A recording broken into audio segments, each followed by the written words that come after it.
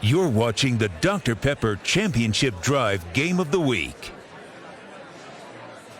This is ESPN on ABC, brought to you in part by Samsung QLED TV, the official TV of ESPN College Football.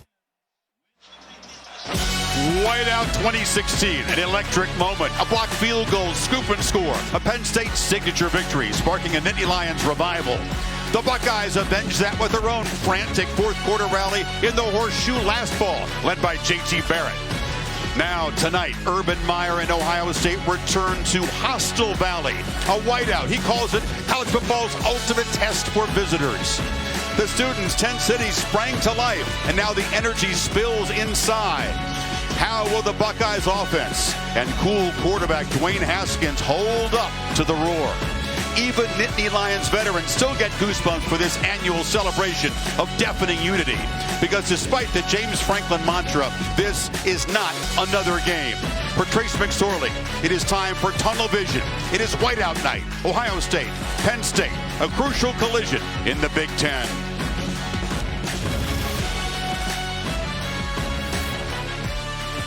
A balmy evening in Happy Valley for this monochromatic mayhem. Welcome to Saturday Night Football, presented by Wells Fargo, and this presentation of the Big Ten on ABC. Tonight, a rare September meeting between these border state rivals, a top 10 matchup, undefeated Ohio State, undefeated Penn State. And welcome to Beaver Stadium, Chris Fowler, Kirk Herbstreit. Happy that you're with us. I'm so fortunate, Kirk, to be a part of this. Every time you get a chance to witness this scene, you feel lucky. Nothing like it. Man, this is what it's all about. This is what college football is all about. I've said this is the best scene in the country. There's a lot of great scenes out there, but when Penn State is in the top 10, they've got an opponent coming in here in the top 10, and it's a whiteout at night. I challenge you to find a better scene. This will be great tonight.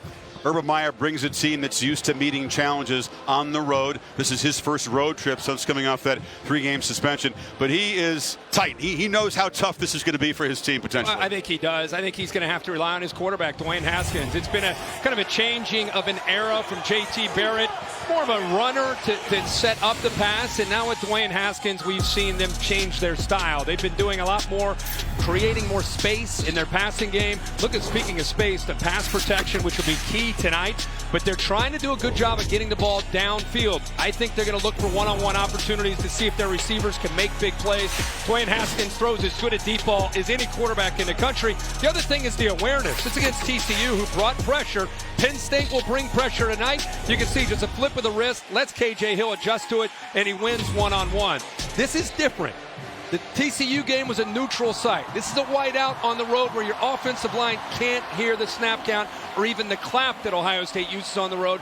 So it's not just about 7. It's about the guys up front. How do they do a good enough job of protecting him in pass pro? Yeah, James Franklin counting on this crowd noise to help a defense that has struggled a bit at times. Most feel it's going to be a very high-scoring game. Franklin does have the highest-scoring nation offense. Yeah, he's got a quarterback that he knows he can count on in Trace McSorley, and we've seen guys like this who've been around for 3 years as a starter. It's kind of an extension of the coaching staff. What I love is third down, because I think third down is going to be big tonight.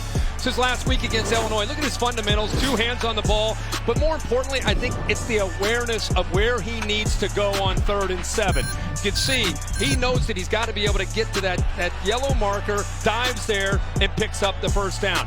I think this will be huge if Penn State wins the game. Keeping plays alive on 3rd down with his eyes downfield and eventually finding the receiver and throwing for a touchdown. Ohio State's very athletic. They're going to come after him, and I think Trace McSorley, if Penn State wins tonight, he ends up being the player of the game. Yeah, he's helped carry this offense. Despite the loss of Saquon Barkley and playmakers, Penn State putting points up on the board.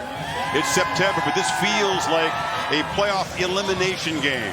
Ohio State and Penn State on a whiteout night in Happy Valley is coming up very soon. The Nissan pregame rush is next, after this message and a word from our ABC stations.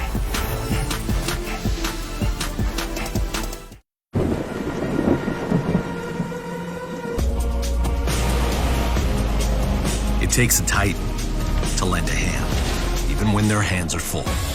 So at Nissan, we build trucks with the tech you need to keep moving. We're calling all Titans of the neighborhood, the outdoors, the community. You've got work to do, and we've got your truck. Today is your first day. Officer Bishop, you ride with the 40-year-old rookie. Police, get out of the car! Seriously? The Rookie premieres Tuesday, October 16th on ABC.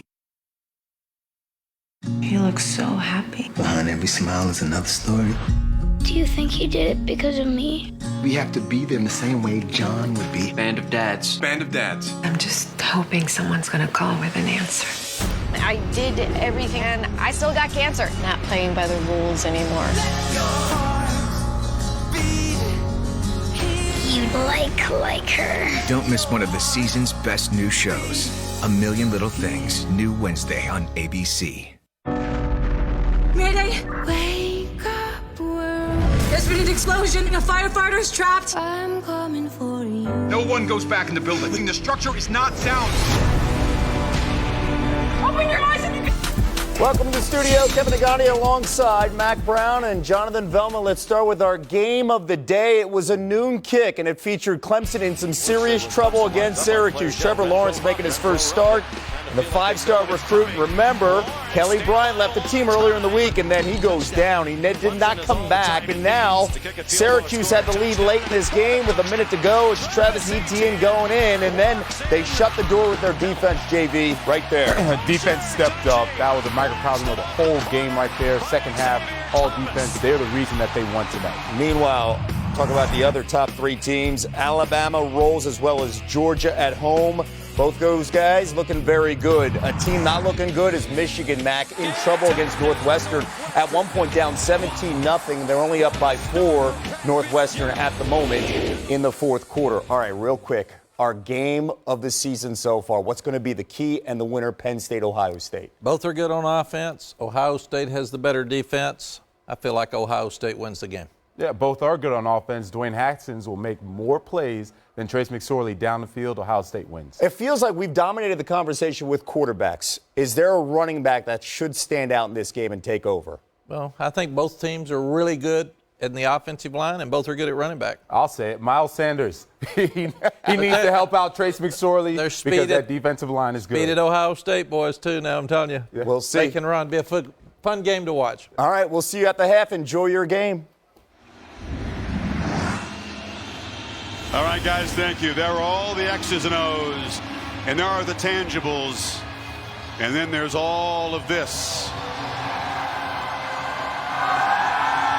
You get 110,000 people dressed to show unity. You tell them that they matter, that they make a difference, that they are needed, and you get this. Maria Taylor's in the middle of the student section of this White House mayhem. Good luck, Maria. Thanks, Chris, and I got to tell you that every single one of these fans believes that they make a difference. They've been camped out since Monday in Nittanyville.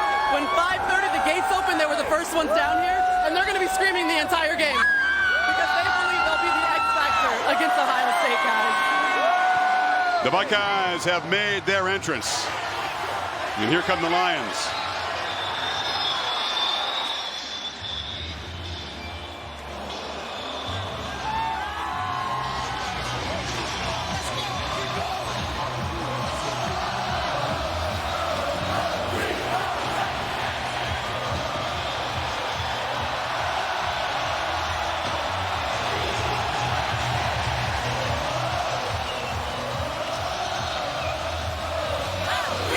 Enjoy it, Whiteout in Happy Valley. This has been the Nissan pregame rush. Kickoff from State College is next. And now we'll look inside Nissan's Heisman House.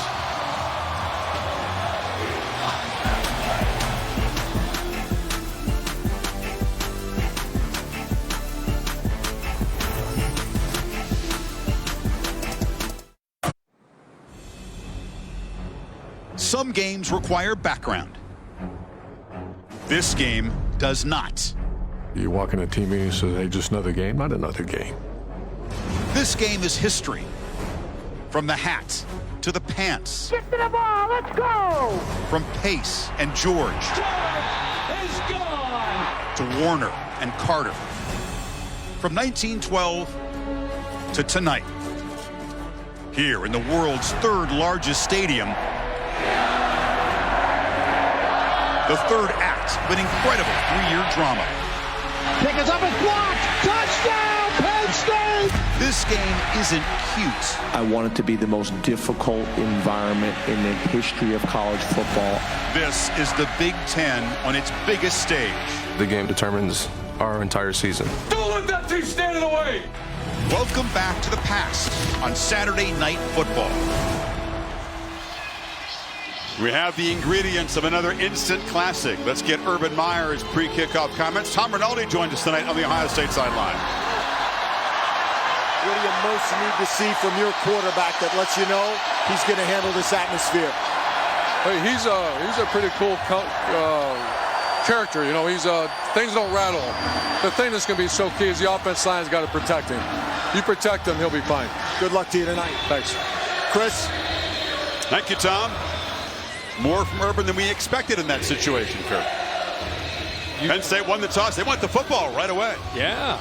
I think they'd want to get their defense out there with this crowd, but no. James Franklin wants Trace McSorley out there and see if they can get aggressive offensively with that first possession. See K.J. Hamler already made big plays. This is his redshirt freshman season. Plenty of speed. He is the deep kick returner. Blake Haubill will get us going on Whiteout 2018.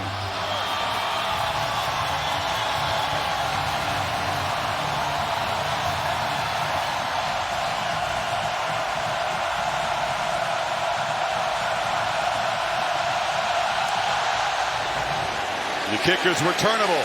Hamler at the 3. And the Buckeye kickoff coverage team converges as they usually do. And Penn State will start from the 21-yard line. And here comes Trace McSorley. He has never lost to start here at Beaver Stadium. Yeah, just an outstanding quarterback for this offense. Like we said in the open, a 3-year starter.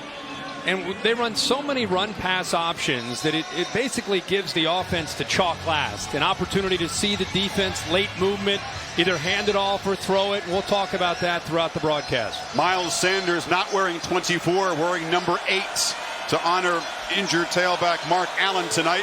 He's had a tremendous start to the season. They fake it to him. McSorley throws a slant on first down. And there is K.J. Hamler. The talented freshman gains 9. Here's that Penn State offensive line that has been maybe driven by the cause that what are they going to be without Saquon? Yeah. Just fine. Yeah, 275 yards a game on the ground and some new skill that'll have to step up tonight, especially out at wide receiver with Polk and Jawan Johnson and K.J. Hamler. Ricky Ronnie is the offensive coordinator calling the plays. He has a 2nd and 1 call to make. And McSorley from the pocket to a wide open Brandon Polk, and Polk was left alone on that far side. He's into Buckeye territory. Really good job these first 2 passes by Trace McSorley. Coming off the deep ball to Hamler, that time checking it down. Chase Young, remember, Nick Bosa out, 2, Chase Young, along with 86, Draymond Jones are their best pass rushers. And there's the back end, the linebackers in the secondary. They'll be tested tonight, especially in one-on-one opportunities because they play so much man-to-man. An aggressive approach in taking the football first, and a 20-yard gain puts the Lions at midfield. And now Sanders on a direct snap. This is a wrinkle. He is spun around and knocked down after a short gain there. That was tough ball on the linebacker. No, I think that these first 3 plays, Ohio State committing that hang player over that slot receiver into the line of scrimmage, into the box area, thinking that, you know what, we'll take our chances against the pass. We just don't want to be able to give up big yards on the ground to Miles Sanders and Trace McSorley. So I think you're going to see him throw the ball a lot to that slot receiver. Number 2 is Tommy Stevens, Kirk. He's the backup quarterback. He's been injured for the first 3 games. He's healthy now, had a foot injury. He can be used in a variety of ways like that. Yeah, it's nice to see him healthy. And, of course, next year he'll take the reins from Trace McSorley and be a quarterback, the guy that'll be getting it done. But big physical athlete at 6'5", 240, and you can see he's athletic enough that he's not just a quarterback. They'll try to find different ways to get him on the field. 3rd and 8. See if the Buckeyes bring some pressure. McSorley is such a dangerous scrambler on 3rd down. Motion Sanders back in. They rush 4. And McSorley rolls away and cannot escape for long. Does a great job diving near the 40. Looked for sure like he was going to be stopped short. He got pretty near the marker. Yeah, it looked like Ohio State had him, and he just was able to avoid that pressure from Malik Harrison. He kind of cut back against him. And then again, remember we talked in the open about his awareness trying to get to that first down marker, but he looks like he's a couple yards short. And they're apparently going to go for it. 4th and 2. Franklin making an aggressive statement if in fact they do run a play.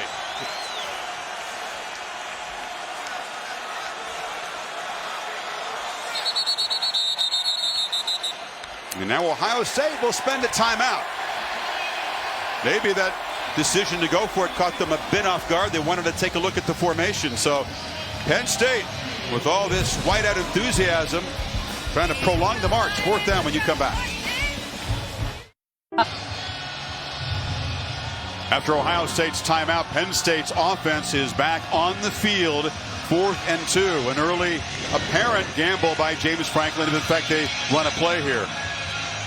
They're waiting on us, but interesting formation with 3 receivers to the top. They have trips, and Ohio State with soft coverage right there. That's something that Trace McSorley will see pre-snap.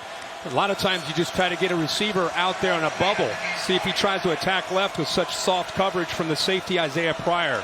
They had the punt team huddled up, and Franklin was actually with the punt team. So trying to maybe keep the Buckeyes guessing until the last second.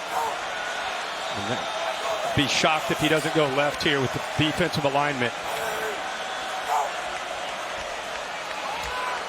Couple attempts to get the defense to jump off haven't worked.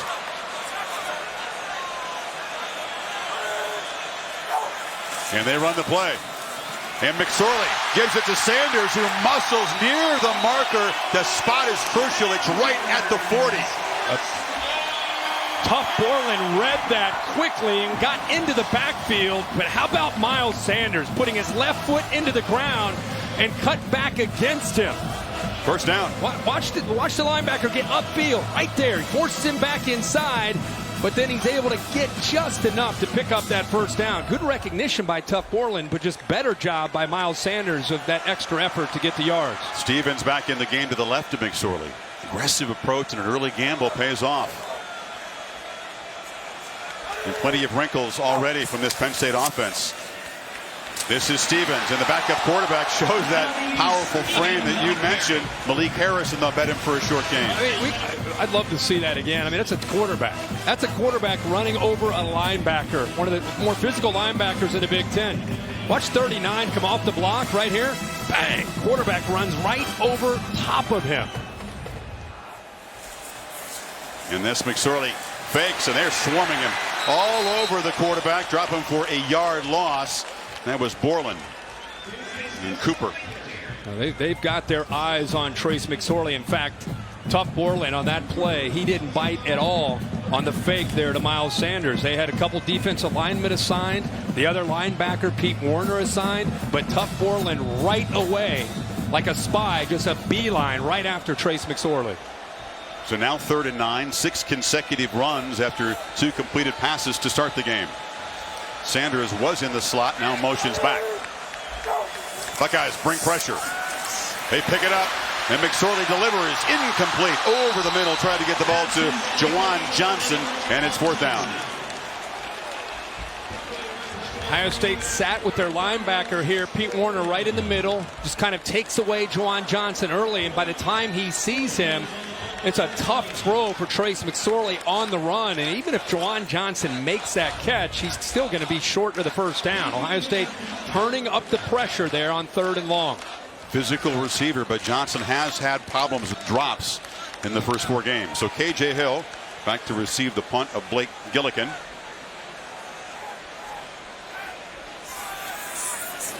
The man from Georgia kicks a short one, very short. And it's going to go out of bounds, so not what Penn State was looking for. They don't pin the Buckeyes deep. Ohio State's first possession will begin from right about the 20-yard line. We will see Dwayne Haskins and this Ohio State offense and all this whiteout noise coming up. After the 1906 earthquake, Saturday Night Football on ABC is presented by Wells Fargo. Established 1852, re-established 2018. And in part by Domino's and Coca-Cola. Hot Domino's Pizza and ice cold Coca-Cola. Order this perfect combination for game day. Memorable meetings among the 34 they played. Who's 78? We were on different sides of the aisle on that one. I was actually there. Art Schleicher's first career start, 5 interceptions. How'd you take it? I cried all the way home. I was 9 years old. I was high-fiving my little brother Drew, jumping around. we grew up. I was a Penn State fan back then. All right, here comes Haskins. Told us he hasn't been nervous since sophomore year of high school. He's a very calm customer, but some deep breaths. You just saw it there, Kirk. This is new for him. Yeah, and new for his offensive line. Rolls out and delivers the kind of throw that's been so often successful in the first 4 games. Austin Mack gets 10 yards. How will these guys up front respond? Isaiah Prince, it was a nightmare for him 2 years ago. He's come a long way since then. Big physical group up front. And there, J.K. Dobbins. Look for him tonight to try to get on track to take some of the pressure off the pass protection. Play action fake and incomplete as dropping it was Paris Campbell. Had a big game last week against Tulane. Very talented group. I like Kevin Gibbons, number 30. Watch him try to get into the backfield. Sharif Miller, maybe their best edge pressure. Koa Farmer brings stability to that linebacking group. Oruwariye is their best cover corner. And we'll see John Reed, the veteran, returning after an entire year injured.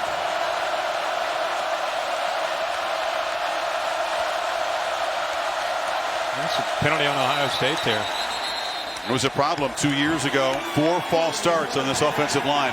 That's the challenge. I mean, you talk about the whiteout. Besides looking really cool for our cameras, I mean, the big thing is the crowd noise and affecting offense. Number 59. 5-yard penalty. Now they got Prince.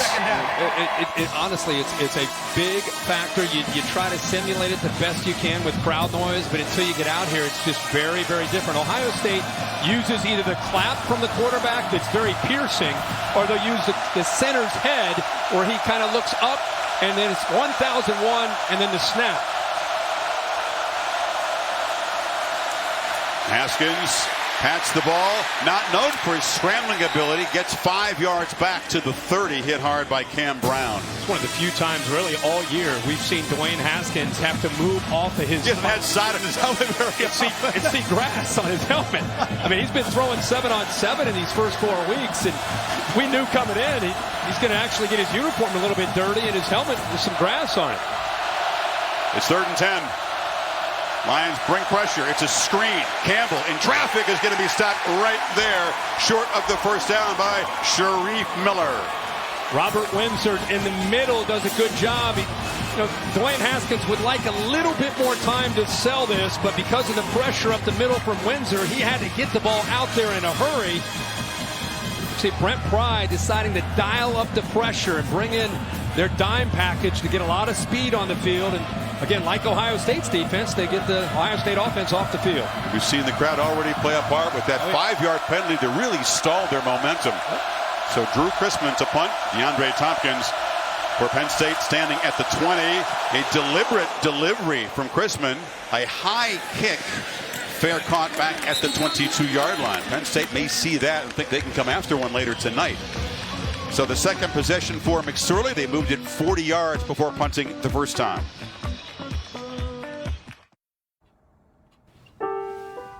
Don't forget that the past can speak to the future. Okay, let's settle down. I'm going to be your substitute teacher. Don't assume the substitute teacher has nothing to offer. Cassidy Hubbard with your DirecTV More for Your College Football thing. Number 14, Michigan trailing Northwestern all game until Karan Higdon gets his second TD of the day to give the Wolverines 20 unanswered and the lead with under a minute to play. Chris, Herbie, back to you. All right, Cassidy. Maize and blue look to be cooked, but they are now up 3 in the final minute. Penn State's second possession after a nice punt from Chrisman. Let's see if they begin to take downfield shots. They know they have to win those one-on-one battles on the edge in the passing game. And I know they came into this game as a running team. There is Sanders knocked down after a 4-yard gain by Malik Harrison, our Chick-fil-A impact players. Again, watching that first drive, they want to run the ball. I get that. It sets up their play-action pass. But I think K.J. Hamler and other receivers need to be involved early. Miles Sanders, a physical back. Chase Young gets an opportunity to see what he can do. And Jordan Fuller is the leader in the back end of that Ohio State secondary. Again, Sanders wearing number 8, not his 24. Should be inspired tonight, representing Allen. And there's a high throw on the far sideline and a nice catch made. That's Pat Freiermuth, the freshman tight end. Do they expect to make a big impact this season? You know, and this is a simple read for Trace McSorley to try to get him into rhythm. He's just going to read the corner out here. You'll see him out in the flat. Watch number 3. Right in the flat, he kind of stays up just enough, and he gets it over top of him. And now McSorley on the keeper. Darts up the middle, breaks a tackle, cuts back, and bulldozes a defender into Buckeye territory. Ran over Jordan Fuller. Ohio State did a good job of containing him on that first drive with Tough Portland. And this time, and this is the experience of Trace McSorley, he says he's feeling that cutback. Ohio State's defense overflowing, and he's able to cut back and get those big yards. So Penn State, 2 possessions, twice into Ohio State territory. McSorley steps up. First downfield shot. Jump ball. And Johnson goes up and makes a spectacular one-handed catch over Damon Arnett. That's the kind of one-on-one battle they have to win. I mean, that's catch of the year through 5 weeks. Are you kidding me? Watch him extend and one-hand that football. 6'4", 225. Damon Arnett in pretty good position, but there's nothing that he could do about that.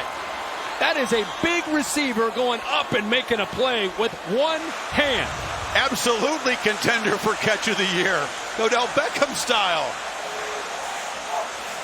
Stevens in the game. Look out for the double pass. He fumbles that backward pass and has to fall on it way back at the 30. So the attempted trickery backfires. You know, on the first series, when they threw that pass to him, it was a lateral.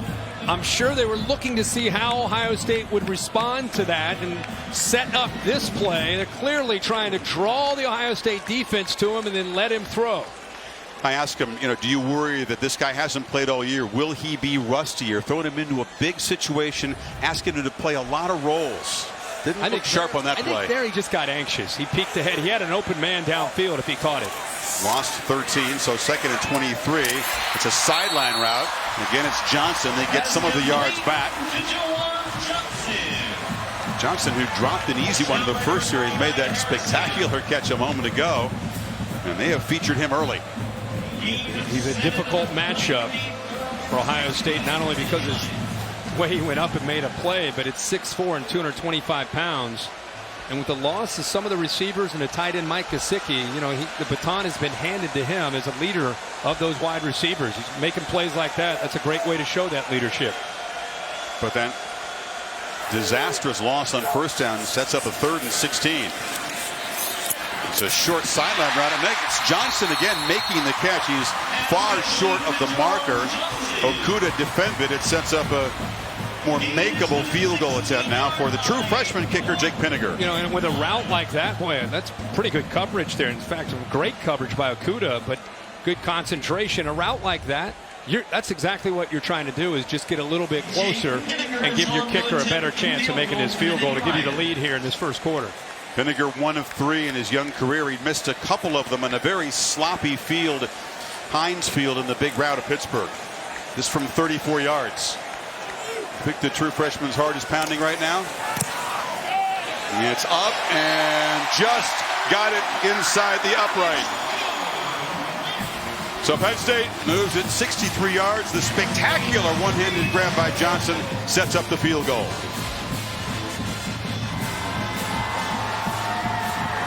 It's a great night to view this from the Goodyear blimp, providing our aerial coverage. When you put in the hours, the reps, and the heart, nothing can keep you from being blimp-worthy. Goodyear, more driven. So as you suggested, Kirk, Penn State did feature the pass much more in that possession, and with success. Yeah, I think they're going to have to. Trace McSorley off to a good start, 6 for 7. If you looked at them coming into tonight, and with everybody thought without Saquon Barkley, how's this offense going to do? And they've changed. And you know, now they're running the ball, 275 yards a game on the ground. But this is a different challenge against Ohio State's front. And I think they're going to have to throw more, let Trace McSorley scramble, make plays, create, and let those two receivers try to win some one-on-one battles and win those 50-50 balls that they've been doing for the last 2 or 3 years here. Yeah, Penn State's point totals the first 4 games, 45. That was the overtime win over Appalachian State, the escape. 51, 63, and 63. 20 rushing touchdowns, 10 passing touchdowns. Rafael Cheka is the kickoff man, and Jeffrey Okuda, the corner, is back deep for Ohio State. And the ball is hammered through the end zone. Ohio State will take over at the 25. Back to Cassidy for an update. Thanks, Chris. Dr. Pepper Championship update and another top 10 matchup. Number 7 Stanford, number 8 Notre Dame. Cardinal down 7. Bryce Love finds a hole, 39 yards to tie it all up in the first. Stanford looking to win 4 straight over the Irish for the first time ever. Guys? Bryce Love looking to have a breakout game. How quick is he accelerating through that second and third level? You better have bad intentions if you're a safety or a linebacker, because he'll go right by you if you hesitate. With the lead now, this crowd has even more energy. It's Weber in the game as a tailback, and they flip it in the side to K.J. Hill. And the Lions rally to tackle him for a 2-yard gain. Tom? There's so much focus on these two quarterbacks, Trace McSorley and Dwayne Haskins. They actually have known and trained with each other since all the way back in high school. They shared the same quarterback coach, Bryson Spinner, in Maryland.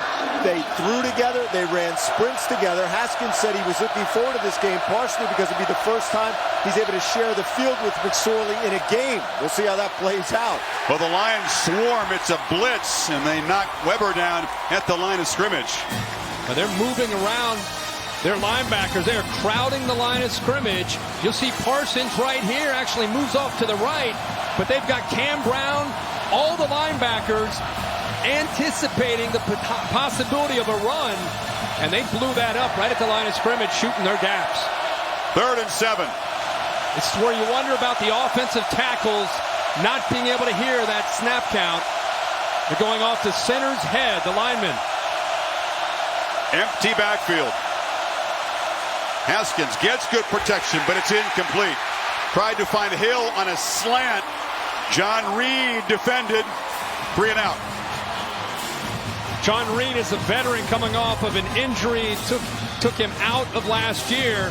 Ball is thrown right there, and K.J. Hill drops it. So we've seen Ohio State have a couple drops. Paris Campbell and now K.J. Hill. That one on 3rd down. That could have been a first down for the Ohio State offense. Already the environment playing a role, having the desired effect on this Ohio State offense that had been humming coming in here. Chrisman again. Another high, deep boot. And Tompkins, no fair catch, hammered immediately. So that is excellent execution, excellent kick, and the coverage team flies down there to stop Tompkins.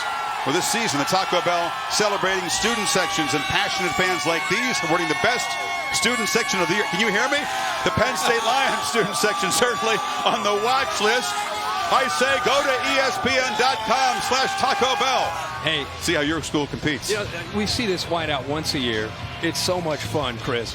But I get questions all the time. How does other people do these whiteouts or blackouts and whatever it might be for a fan base? Nobody missed. Nobody forgot their white shirt. I mean, everybody remembers it when they come out here. McSorley looking to throw on 1st down. Now he'll scramble. All kinds of green grass in front of the quarterback. McSorley still motoring deep into Ohio State territory. Sheffield finally knocked him out. You've got man-to-man coverage. I want you to watch Tough Borland because he's responsible for the quarterback, but he kind of gets lost. Everybody else in man-to-man, Tough Borland, who's supposed to be spying and being accountable for Trace McSorley, everybody else has their back to the quarterback in man coverage. A career-long 51-yard run for McSorley. Sanders stopped behind the line. Maria? Well, you can see James Franklin really trying to fire up the crowd. He's yelling at his players to get up on the benches and make the fans stand up and get loud every single time Ohio State is on offense. And then he's over here saying, shh, when his offense is on the field. So he's controlling this whiteout noise, guys. He's got everything going down there. Hype man on the sideline. Well, Penn State again in Ohio State territory. And Sanders shows the leg strength. He's not quite Saquon strong yet, but he's getting there. He's been emulating Saquon's weight room routine, and it shows. Strong lower body. Physical runner, elusive. So far, just 11 yards in his 5 carries, and it's another 3rd and long for Penn State. Remember, we keep talking about it. You've seen it. Trace McSorley not just throwing here, but you better have him in your mind as far as creating, improvising, and potentially scrambling for first down yards. They haven't converted yet. 0 for 3, and McSorley is going to be trapped and sacked. Short loss. Chase Young got him. It'll be 4th down, and now a much longer field goal attempt for Penninger. Yeah, everybody wondered with Nick Bosa down who would step up, and this is the man right here is going to have to be one of the guys that does step up. And that's Chase Young, who is a sophomore, 6'5", 265. He does a good job getting through Ryan Bates, and then also, instead of Tough Borland, this time it's Malik Harrison as a spy to be able to help out. Penninger, a freshman from Iowa. This is about the range that he was attempting in warm-up. It's about 46 yards. Steps into it and drives it, but misses. Hooked it wide left. So Penn State has dominated 3 drives into Buckeye territory, but only 3 points. Yeah, just did not look confident here at all. He missed that.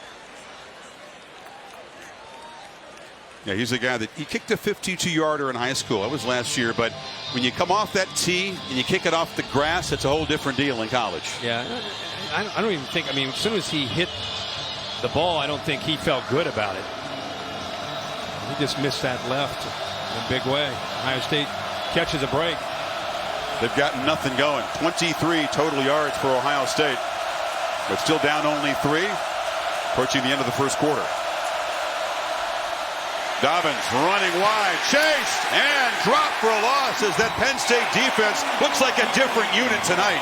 You knew the energy of this whiteout and the home crowd would be a factor, but watch how they are chasing to the outside. There's nowhere for Ohio State to go. Look how quick Kevin Givens is. He was a high school tailback and a linebacker they have playing as a 3 technique with a great motor. Told you in the open, he's the guy to look out for, and by that time he was chasing down J.K. Dobbins. 2nd and 13, they bring pressure again. Haskins gets it out, almost intercepted. He threw it behind Austin Mack and near Tariq Castro Fields, the corner. What a difference from playing at home and even playing in a neutral site against TCU where the crowd isn't really a factor, and it's not so much affecting Dwayne Haskins, you would think, but the receivers with some drops, the communication between Haskins and his receivers, and again, the offensive line, especially on 3rd and 13. Empty backfield again. And Penn State showing pressure up the middle. Play clock counting down. Haskins got to hurry. Just gets it off. Pressure comes. He gets it out. Catch made. Nowhere near the first down yardage is Austin Mack. So the chess match won by Brett Pry and his Penn State defense. And another punt forced as the seconds tick away in this opening quarter that Penn State has dominated. And Brett Pry has to be very excited about his team. After about his defense, the Illinois game, and really these first 4 weeks, it's just been inconsistent on that side of the ball. There have been moments that have been good. They just haven't seen enough of it, and he's got to be pleased with the way they've played here in this first quarter. Total yards 155 to 27 for Penn State, but just the 1 field goal to show for that dominance. End of the first quarter at this whiteout. Back after this message and a word from your local ABC station. The massive 82-inch Samsung QLED TV. You can't look away. Set for the second quarter. Penn State leads 3-0. The Dr. Pepper Championship Drive game of the week. And as advertised, these folks who do fully believe with good reason they can make a huge difference, and they have been for the first 15 minutes. Yeah, you and I have been here for the whiteout, and we've seen this crowd make a big difference and have a very positive impact for the home team. 1 quarter down, mission accomplished. Still a long way to go. Talked about the game 2 years ago. Last year, Michigan came in here. They got overwhelmed by the Lions on a whiteout night. Crispin, another deep boot. And Tompkins, kind of a risky catch back at the 15-yard line. That first quarter was not just about Penn State's defense and the crowd. It was also about Trace McSorley making quick decisions. He's doing a nice job of running the football when he's had a chance. It's a nice cutback here, moving the safety off the hash to the middle of the field with his eyes, and then putting it up in the air so Jawan Johnson can make one of the best catches we've seen all year. And this is great. Sees man-to-man and sees a big alley and just takes off. Picks up huge yards and runs away. Urban Meyer down there, he just can't watch. He's kind of putting his hands up on top of his head, but quick decisions tonight from number 9 for Penn State. 6 of 7. And some big runs. He's got it again. Darts up the middle and gets 4 on first down.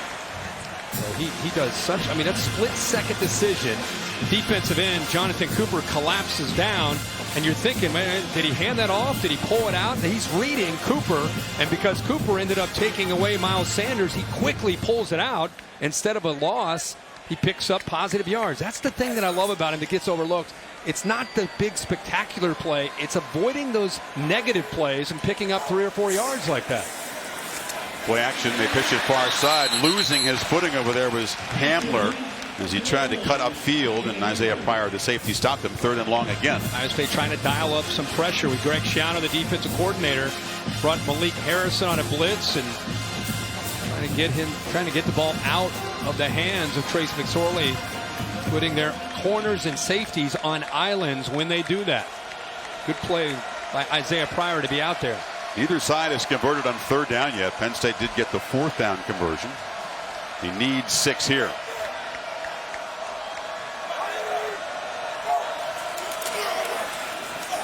And McSorley scampers free and delivers incomplete. Penn State crowd wanted a flag against Shaun Wade, but the freshman, good job defending. Shaun Wade just keeps getting better and better. He's known as a corner, but because he has done such a good job, he's playing some nickel and some safety, and because of that length, look how long his arms are. He's able to get around Hamler and bring his right hand and knock that football away. Boy, his stock for the Ohio State defensive coaches keeps going up every single week. Comes out of Jacksonville. TCU really tried to test him, and he was up to it that night. So now we'll see Blake Gilligan. And a terrible point his first time. This one is a little bit better, but a sideways bounce. And in the punting department, Crispin getting the better of Gilligan. So Ohio State will have good field position after the 36-yard punt.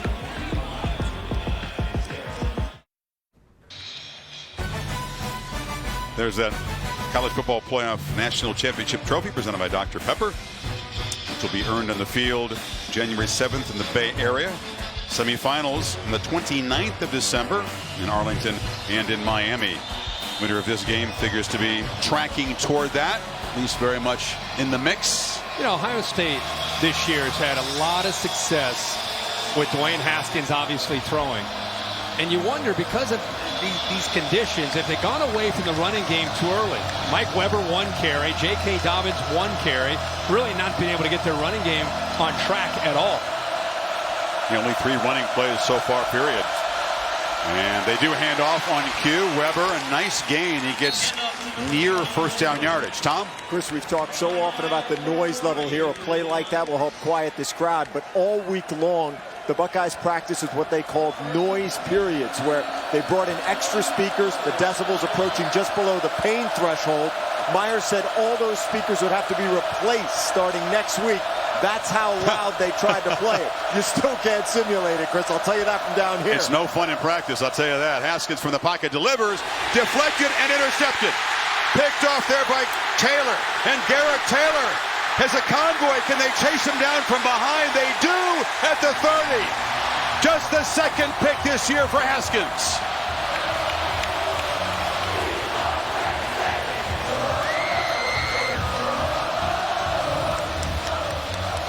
Dwayne Haskins puts this ball right on the money. And again, an Ohio State receiver, in this case a tight end, Barry, doesn't hold on to the ball. And over the middle, if a receiver's going to miss the ball, it's going to go up into the air. And Taylor is waiting there to come up with the interception. After the interception return, several flags were thrown. There was a scuffle. May get offsetting penalties here. It's the third or fourth time in this game Haskins has put the ball on the money only to be dropped. This one is not only dropped by Barry, but obviously intercepted. First pick of the season for Garrett Taylor, the junior from Richmond. Strong presence of Virginians on this Penn State team.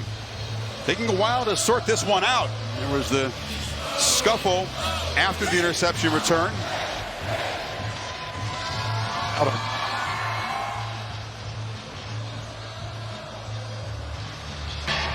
There are multiple fouls on both teams for unsportsmanlike conduct. At the end of the play, those fouls will all offset. Number 59 on Ohio State. Number 9 on Ohio State. Number 7 on Ohio State. Number 48 on Penn State. That is the first unsportsmanlike conduct foul on all of those players. First down. Next one will cause them an ejection. Let's say Dan Capron had some busy housekeeping. A 45-yard return, and Johnny Dixon, good job chasing him down. Haskins gets tied up with Sharif Miller, who incidentally, these two, through social media today, had some words. Sharif Miller came out and said, yeah, I have some guys that have played with him in high school, and they said if you just keep hitting him, he's eventually going to fold. And Dwayne Haskins hit him back with, you're poking with the wrong lion, buddy. And so they meet head-to-head right here in the second quarter and clearly have some bad blood for one another. Sometimes social media actually carries over to the real world, and not in a good way. In the meantime, State territory inside the 30-yard line. They take a shot here if they find a matchup that they like. Quarterback Stevens is in the slot. Now he'll motion back, and he'll fake it to... Yeah, that running game that's been so strong for them this year is going to be much tougher against this Ohio State defensive line. Draymond Jones is a guy to watch tonight, 86. Just a dominant player. And we talked about Chase Young needing to step up with Nick Bosa down. Draymond Jones is the guy who's really the warrior and the leader of that group and a dynamic playmaker as a defensive lineman, that time getting into the backfield. Penn State behind the sticks on 2nd and 13. There's Jones. McSorley has time and delivers downfield, but way over the head of Hamler. Not close.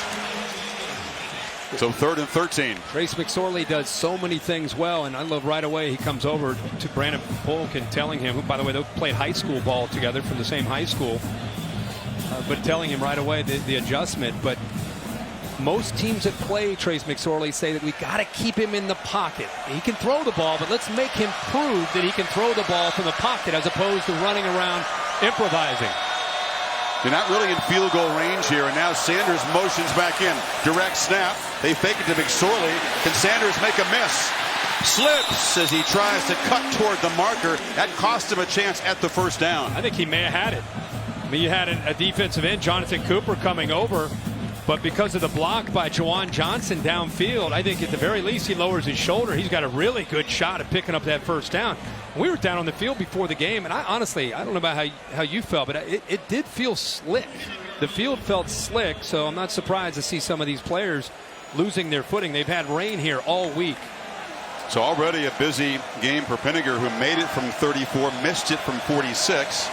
This from 39. And this one is up and good. He has a natural hook to his kick, so the right hash should treat him well. But still, Penn State cannot find the end zone, and the lead is 6-0. Nissan, innovation that excites. Miscues by Ohio State, mainly involving drops by the receivers. There's Campbell early. Hill in traffic, and then the one that led to the interception. Yeah, Dwayne Haskins, when he's had time, has been able to obviously put the ball on the money, but he's going to need help tonight from his receivers. They've been open and had some drops here early. It's an Ohio State offense that came in averaging almost 600 yards and gained 526 against TCU's pretty good defense. 38 so far. And the kickoff by Cheka into the end zone. Back to Cassidy Hubbard for an update. Thanks, Chris. Back to South Bend, Stanford, Notre Dame, KJ Costello to JJ Arcega-Whiteside with the snatch and just muscles it away to tie the game up at 14. That's his 8th TD catch of the season there in the second quarter. Back to you guys. No, we saw plenty of that last week, that fade game with Arcega-Whiteside. If you look at this drive chart for Ohio State in this early going, it's obviously not going the way they anticipated. And yet, at the same time, they're only down 6-0. So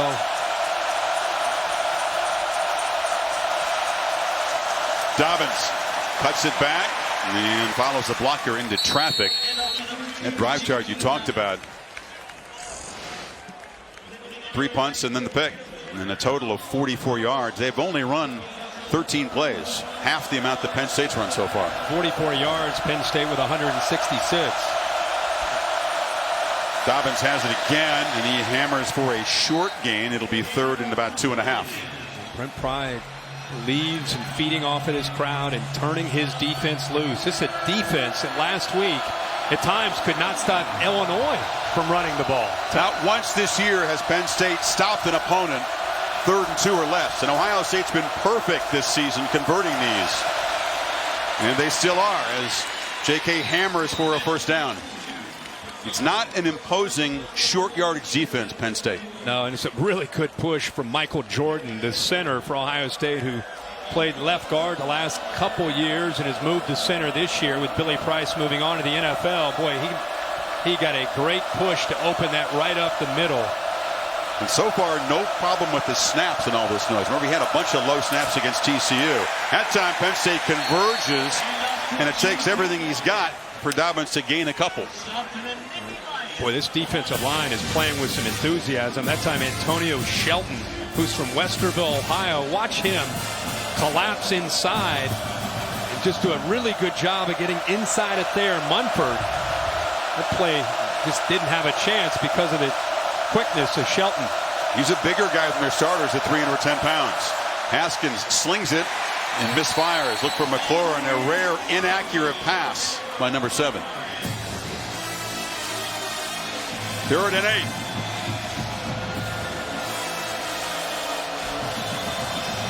It was so easy through the first 4. Not so far tonight.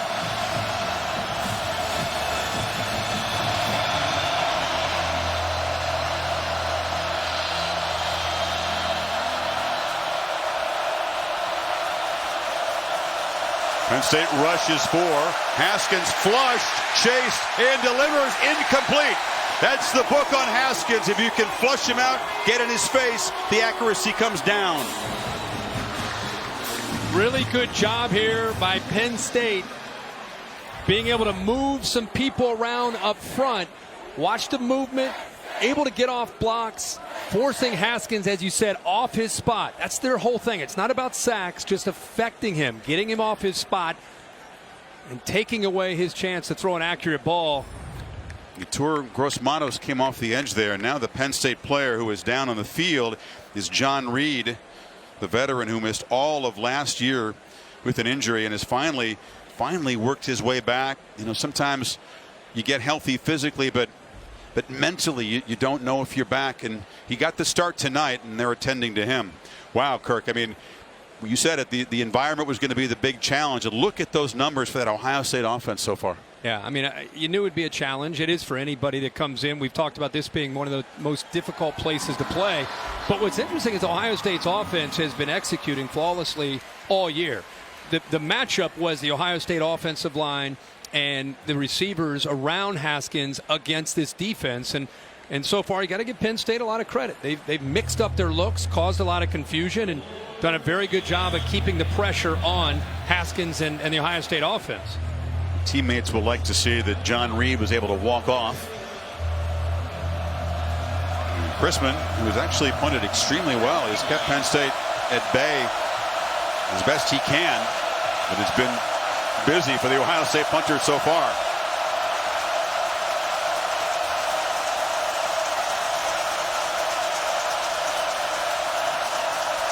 Penn State has a flag on the punt and no fair catch. Tompkins is surrounded by Buckeyes and dropped inside the 15. He'll check the marker. You know, special teams have played an enormous role in this game in recent years. You know all about the blocked field goal returned for a touchdown that was monstrous for Penn State 2 years ago here. Illegal formation. Kicking team had 5 men in the backfield. That 5-yard penalty will be assessed at the succeeding spot. First down. Last year, Saquon Barkley took the opening kickoff back for a touchdown, but Urban Meyer's Buckeyes blocked a punt to help spark their comeback. Penn State back to work after this. Tomorrow morning on ESPN. Week 4, Sunday NFL Countdown, 10 Eastern Time. All the breaking news, injury updates.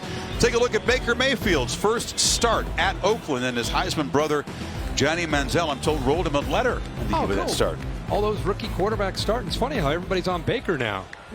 Not many of them on him before the draft. It's weird. Well, I remember somebody who was pretty high on him. So he's off to a good start. And McSorley looking to throw on first down. It's low. Hamler could not come back to get it. Now, Ohio State was all over that slant. They sure were. Jordan Fuller almost gets his hand on the ball. Like I said, when you lead that inside receiver with soft coverage, Trace McSorley is going to try to get that ball squeezed in there. And Jordan Fuller just a step away from getting in front of that and walking into the end zone. Slant's a big part of this attack. So are downfield shots. They have the one to Johnson so far. And McSorley under pressure is going to be swarmed and sacked back at the 12. Chase Young, who needs to step in for the injured Nick Bosa, made the play. You could say Chase Young, but it was really the entire front. Chase Young comes from here, but watch the entire defensive line. They bring a couple linebackers, and that's how you stop an athletic quarterback. The pocket collapses on him. It's not one guy or somebody he can step around. It's 3 or 4 guys that do a good job of keeping him in that pocket and coming up with a sack. So Ohio State defense beginning to impose itself. 3rd and 17. Penn State pinned back. And McSorley flips it incomplete. That was thrown behind Johnson and makes the circus tough catch, but sometimes makes the easy ones look tough. 4th down. Yeah, he likes that ball up and over his head. forget right in front of his hands. Yeah, don't throw that right there. He wants to make that spectacular catch, but even if he comes up with that catch, he's going to be well short of the first down. Ohio State's defense. We've been talking a lot about Penn State's defense. The Buckeyes defense get a very important 3 and out, especially after that punt. Expect them to get very positive field position here to start this drive. Gillikin's had a tough night punting for Penn State. The only career block came last year in Columbus. KJ Hill could have had a return, chose to fair catch it at the 40. Ohio State still down only 6.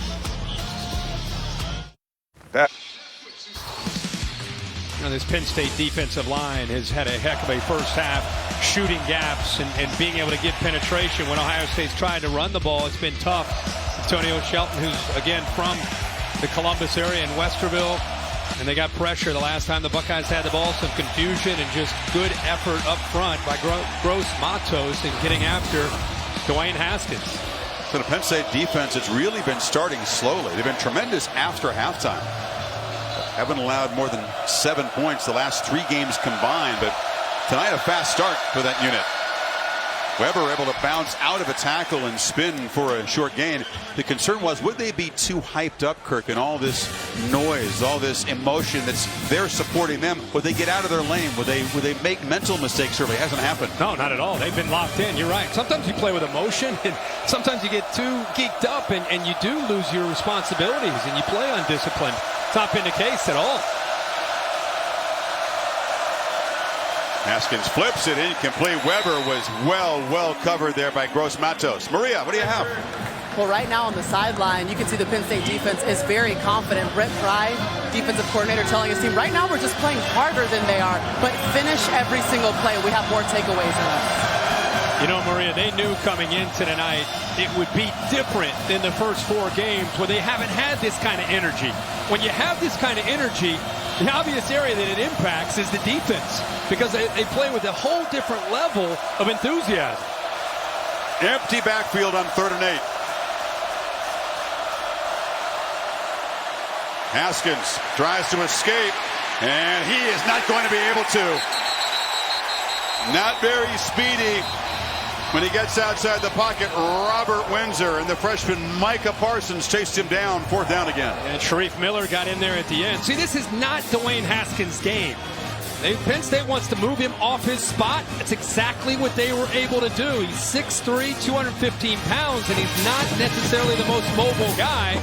Penn State gets another win on 3rd down. Ohio State now 1 for 6 on 3rd downs. And Brett Pry told us, spotty. That was his one-word description of his defense so far. Unlike the veteran group last year when you knew what they were going to deliver week in, week out, it's been a work in progress. They've made huge progress so far tonight. Boy, Chrisman continues to boom punts. You can't do it better than that. You cannot do it better than Chrisman has so far in this first half. Kept him in the game. And that the defense. Knocked it dead at the 1. Let's get Chris Felica out of his den. Check how his picks are doing so far. Get the Affleck trivia question for tonight.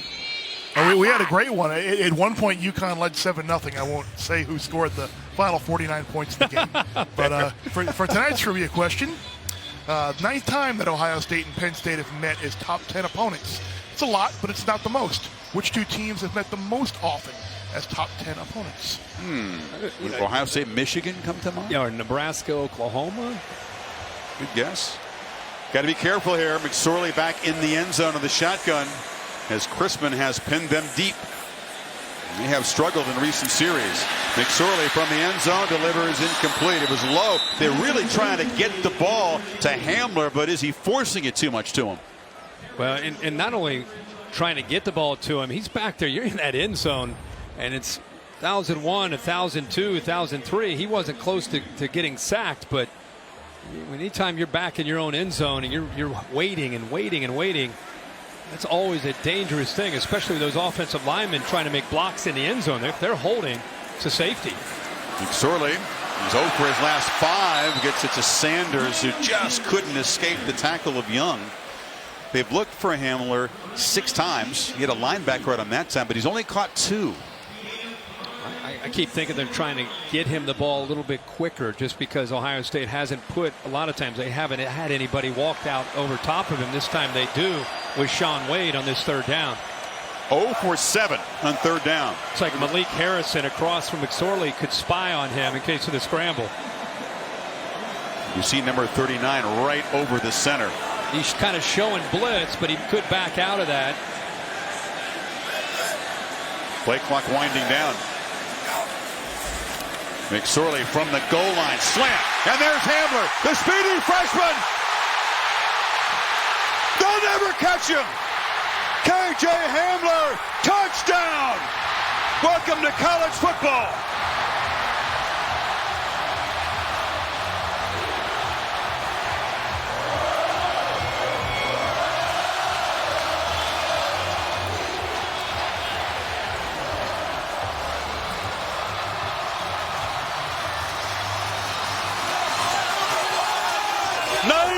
Yards. We just talked about getting the ball to Hamler and getting it to him quicker. This route is exceptional by KJ Hamler and froze Sean Wade on the quick slant. They have dominated statistically, but slogged just a couple of field goals, and suddenly lightning strikes. Watch this route.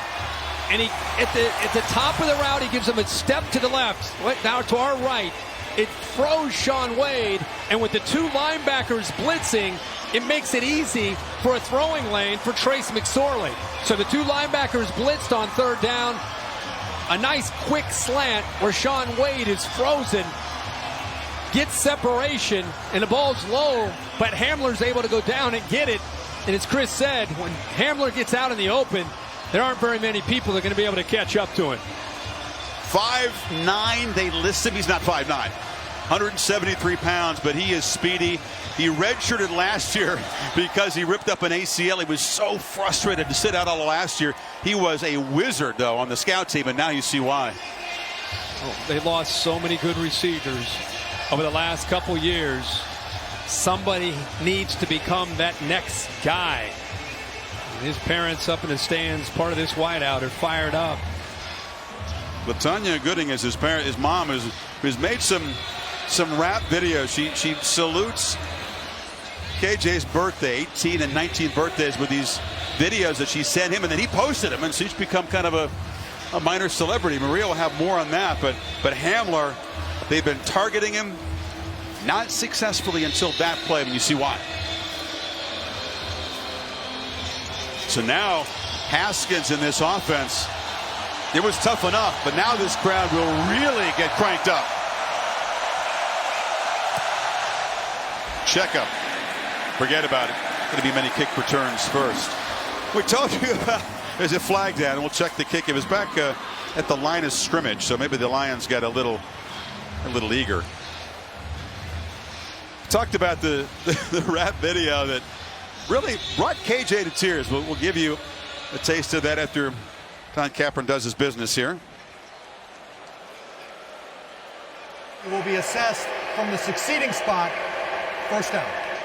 Here you go. Enjoy this. It's gonna be amazing when you come through the door and that #1 Nittany Lion finally roars. Roar! Kitty, kitty, I'm a kitty. Meow, I'm a kitty. Roar! Meow, meow, I'm a kitty because I'm a girl. This was your dad's idea. King of kings. Lead the people. Thomas was. I think Thomas stole the show personally. He's the hype man. I think he stole the show. Initially, he tried to rap. They said, no, you just let mom do this. I like this roar, man. I thought he brought it home. Well, the roar is louder than ever now. Haskins, they roll him out, and that's just airmailed into the bench. Wow. Maria, Hamler's a great guy, isn't he? He's a great guy, and obviously you can see that his parents are very energetic and supportive. And the way the rap video all came together is his mom, Latanya, and his dad, Thomas, wanted to do something special for 18th birthday. They were away from his son. He was redshirting. They thought, sing happy birthday. No, we'll rap. And you're right, Dad was not good at writing verses, so Mom took over as the head MC. Dad's the hype man. This crowd is hyped, and Haskins just trying to get some footing. Slings it to Campbell, makes the catch. It'll be 3rd and 3. How about this throw? Falling back because of the pressure, and it is unable to be able to step into the throw because of the pressure from this Penn State defensive line. Kind of throws it off his back foot, falling away. Still has the arm strength to get that ball out there. But there's, again, that defensive line led by Kevin Givens getting after Dwayne Haskins. Buckeyes 1 of 6 on 3rd. They need 3. Pressure comes. Incomplete. They are just accelerating his decision-making process. Everything is out of rhythm. 4th down. And they brought the blitz from John Reed from his left. Dwayne Haskins felt that blitz and tried to go right to that receiver, Terry McLaurin. Here comes the blitz, so he tries to hit it right behind with Terry McLaurin. It's Paris Campbell on the other side, 21, who's actually open. 4th 3 and out for Myers' offense. And the dangerous Mr. Hamler is back deep to receive this punt. First time all year you've seen Ohio State's new powerful offense having these issues. Chrisman's boot gives Hamler a chance from the 19. He is so quick and so elusive. And Penn State back to work from the 30. All right, Bear, we gave you a couple of quick guesses there. It was Nebraska, Oklahoma, Ohio State, Michigan. What is the athletic trivia question? Answer. You did guess traditional rivals. It was option number 1, Ohio State and Michigan. 21 times met as top 10 opponents, maybe number 22 coming next month. Did you come up with that? I did come up with that. Okay. What, are you criticizing the question? No, I'm just wondering if... I appreciate he's given us a chance this year. Well, I got a little hard on you last year at times, so we can figure easy in, give you an opportunity to build up the confidence, and then we get into conference play, we'll toughen up. Oh, stop smack talking. So McSorley back to work. Downfield shot. Oh, almost a great catch by Sanders, just off his fingertips on a wheel route. They're going to come right back to that at some point. The wheel route, which is kind of a rub, Malik Harrison gets caught up in some traffic because of the underneath route by Juwan Johnson, and they just missed. Pretty good effort here by Miles Sanders. How often did we see Saquon Barkley out of that backfield making catches for this Nittany Lion offense a year ago? Harrison's a very freaky athlete, a linebacker, but Penn State's trying to target him in coverage. McSorley keeps it, has to duck under and fight for a short gain. Harrison again on the play. Again, he's reading Chase Young, and Chase Young wants to get the ball out of the hands of the back, Miles Sanders. He's willing to let the quarterback keep it, and that's where the rest of the defense has to rally to be able to try to bring down Trace McSorley. But Chase Young made it very clear to the quarterback, listen, I'm taking the running back away, and that makes him hold on to the football. In the last third down, they hit Hamler on that quick slant. Yeah, that was their first conversion all night. They need 7 here. Surley is flushed and fires low and incomplete. Not an accurate throw. Tried to get it to Mac Hippenhammer. He was open, but here comes the punt team. How about Trace McSorley? This is why people compare him to a Baker Mayfield. I mean, it's because of his ability to improvise. And look at this. Looks like a shortstop here. Loses his footing, throws it as he's falling sidearm, and actually gives the receiver Hippenhammer a chance for a first down. He gets flushed by Chase Young, but then he keeps his eyes downfield. He's falling before his knee touches a sidearm throw, and his receiver unable to come up with it. Gilligan, short punt, bounces, and it's fielded on the bounce by Hill at the 25-yard line. You know, Monday Night Football, the Chiefs and the Broncos, 8:15 Eastern Time. Tess, Jason, Booger, Lisa, want to be in the stands here. Get a chance to go back. Oh, yeah. Watch the Broncos and the Chiefs. Your team. Denver, yeah. That'll be a hyped up game. That'll be a good one. Penn State has blitzed Dwayne Haskins. When he is thrown versus the blitz tonight, 3 of 7 for 14 yards and an interception. You think they're going to keep coming after him until he burns them for those blitzes? They're just going to keep bringing that pressure. Campbell joining Weber and Haskins in the backfield here. And Weber's got it, and he's going to be chased down. That's a nice play by Cam Brown, the linebacker. They got him from behind, kind of a shoestring tackle. Again, I 2 or 3 series ago, I talked about surprise that Ohio State has just been about Haskins in the passing game. Even though it's worked most of this year, still think they have to consider being able to try to pound the football and try to get the ball out on the edge with Dobbins or Weber. And now Campbell gets the handoff, and he's hammered. That's a wrinkle, and it has not fooled Penn State at all. They want to get him touches because he's so electric, but it's going to be 3rd and long again. Well, the way this defense is running, it's hard to get to the edge. You're almost better off trying to run that inside zone play, or maybe the outside zone. But if you try to run the stretch or an outside run, it makes it very tough. Now they all got their phones out with a flashlight on to make it a little bit more electric in here. 3rd and 7. Haskins flushed. Flag comes out, dumps it off to Weber, who's tackled short of a first down. Penn State signaling a hold. Yeah, Isaiah Prince, the right tackle, the leader of this offensive line against Sharif Miller. He just pulled Sharif Miller down.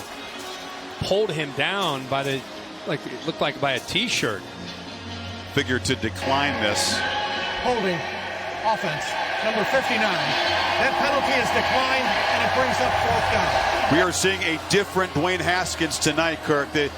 So far, the book on him that Penn State had, it's been true. Yeah, well, they've wanted to come after him, and they've had a lot of success doing that. Again, when Dwayne Haskins has a lot of success, quarterbacks get a lot of credit, probably too much credit. And when everything is not going well, you're going to look at Dwayne Haskins and his numbers and say what's wrong. But it's group effort when you do well. And as we've seen tonight, it's been a group effort when you struggle with it. It's pass protection, drop balls. Dwayne Haskins not throwing good balls. It's a group effort here. A 7th punt for Crispin already, and DeAndre Hopkins is the return man. And another good boot and a fair catch made at the 25-yard line. Did they rough him? A flag is down. Coming in there was Cam Brown, and any penalty, even the 5-yard variety, would give them a first down. Looked like one of the Penn State players might have been blocked there is into no the punter. Yeah, good spot, Kirk. They'll pick the flag up. Yeah, he did. He ended up going into Chrisman, but he was blocked into him. So 2:44. Another look at it. See Cam Brown coming around, and then right there, Tough Borland actually throws him into the punter, and that's why the initial flag came in. So Penn State from the 25 with a 13-point lead and already 260 yards of offense, trying to add to the lead before halftime. Sanders hasn't yet broken free in a long run. You feed it to him again. You felt this was just not going to be a successful tactic. As a scrum for the ball, did it come out?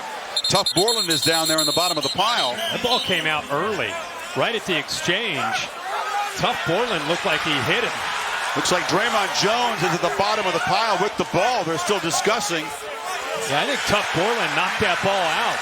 It is a turnover, the first for Penn State. Now watch his arm, Tough Borland's arm right there. That ball right away came out. I don't think very many of the players knew that it was down. You can see Robert Landers goes for it. I mean, it's just sitting there. Eventually, Draymond Jones picks it up. Pat Cam gives you a look at the gnarly pile in there. Ohio State's been waiting for a break of their own. Penn State's had all of them. Now they get a turnover at the plus 25 with 2:32 to go. See what they decide to do with this offensive attack that's been struggling. Moving into the noisiest part of the stadium, right into the teeth of the student section.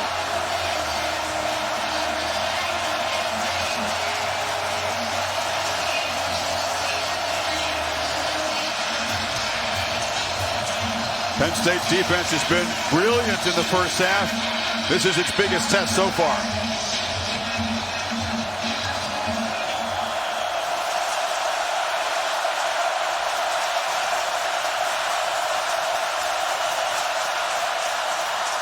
Dobbins smothered, short loss.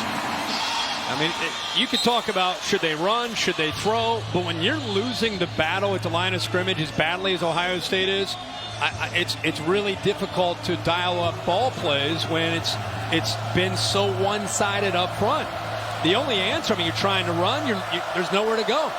The quick throw is probably the only answer right now because it gets the ball out of Haskins' hands quickly and gives the receivers a chance to win one-on-one.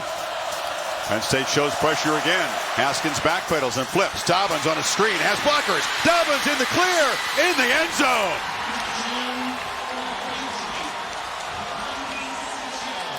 And the Buckeyes quickly cash in the fumble recovery.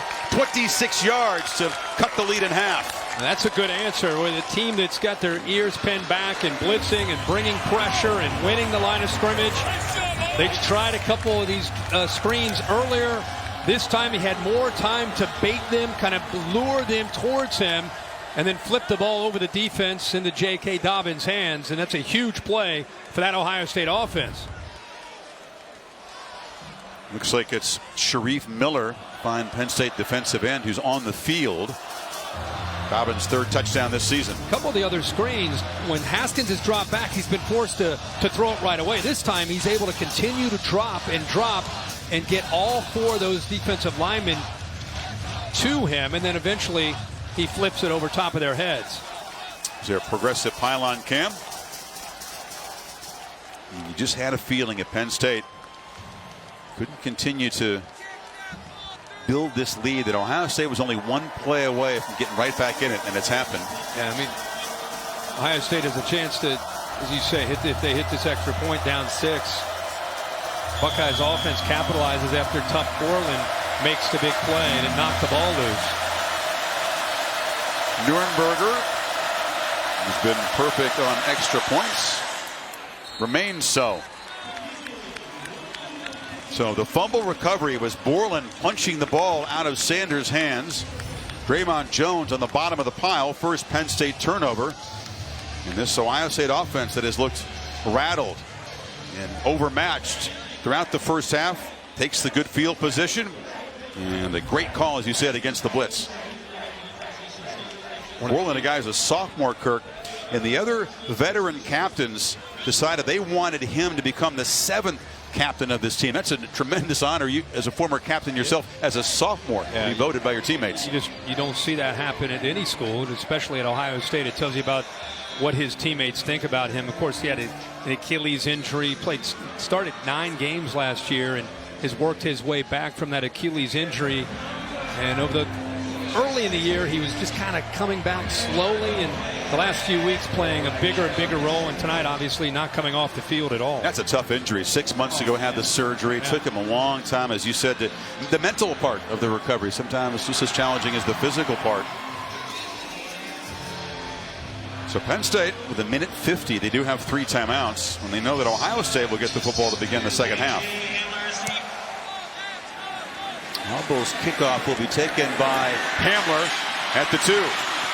And KJ knocked down short of the 20, as returners usually are against Ohio State.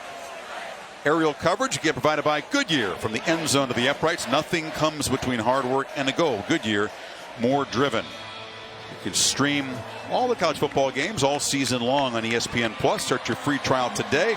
Just download the app and visit ESPNplus.com. This offense can strike in a hurry. We saw that with the throw to Hamler early. With 3 timeouts in 1:45, they got to be thinking about trying to get points here. Surley, 8 of 16. Looking to throw on first down and delivers complete right at the first down marker. That's Johnson who made the circus catch, but has had a couple of drops tonight. Beat Arnett that time. Yeah, it's just such a big body. And when he's between the defender and the quarterback, you just put that ball up high, and it's so hard for Arnett to be able to work through that big physical body at 6'4", 225. And McSorley took a brief look downfield, then takes off running and dives for 8 yards. So Penn State a good start to this drive, and again the 3 timeouts if they need them. Yeah, quick throw, then a quarterback draw. He cuts in behind the offensive lineman up front to be able to pick up a few more yards. 76 rushing yards from McSorley, had 51 on that career long run in the first quarter. Now delivers to Johnson again. It's a short gain out to the 40. May look to spend the first of their timeouts here, or not made the tackle. Yeah, with that first down, the clock will stop. There's really no need to use that timeout. You probably want to try to hold on to those. And they are. Clock winding now, 53 and counting.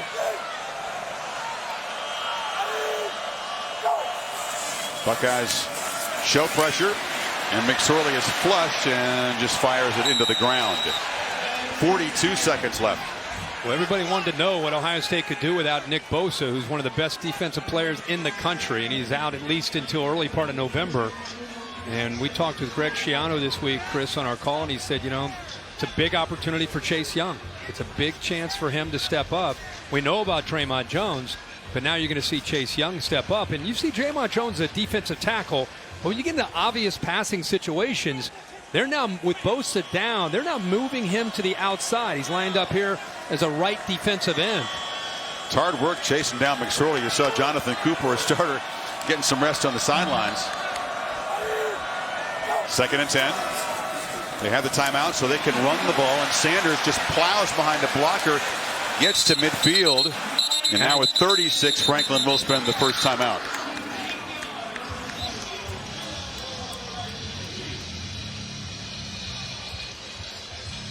This week's college football rankings brought to you by Goodyear. Boy, it was Clemson with Kelly Bryant deciding to transfer. Trevor Lawrence knocked out of the game, an apparent head injury. And on comes Chase Bryce, a 3rd stringer a week ago. They escape against Syracuse. How about that effort by Chase Bryce and Dabo Swinney and the Tigers to be able to find a way to win against Syracuse, who beat them a year ago. Go down let's look at Stanford and Notre Dame in a very close game with Stanford trailing 21-14 at the half, and Auburn taking care of Southern Miss. You're just one hit away from the entire complexion of the playoff race changing when these quarterbacks go out. And this game, not only big tonight and this week for those rankings, but the rest of the year. Yeah. I mean, this is one of those games in August you pointed to as one of the biggest games in the country. It's a 3rd and 2 play, and McSorley running and being hit. He's going to be marked short, so it's 4th down.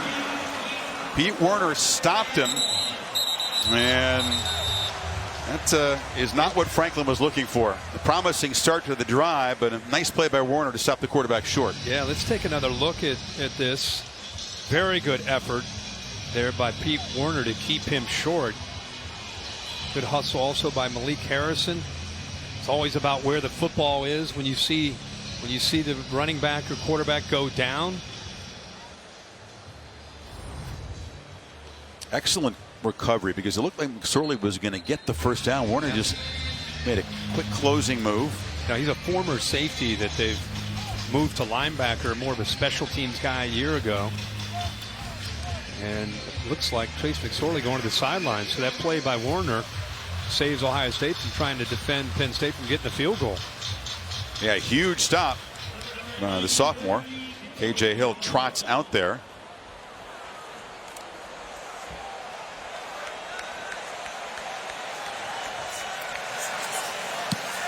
You're looking at one of the co-captains on this Penn State team, delivers a high punt. And Hill makes the fair catch at the 12.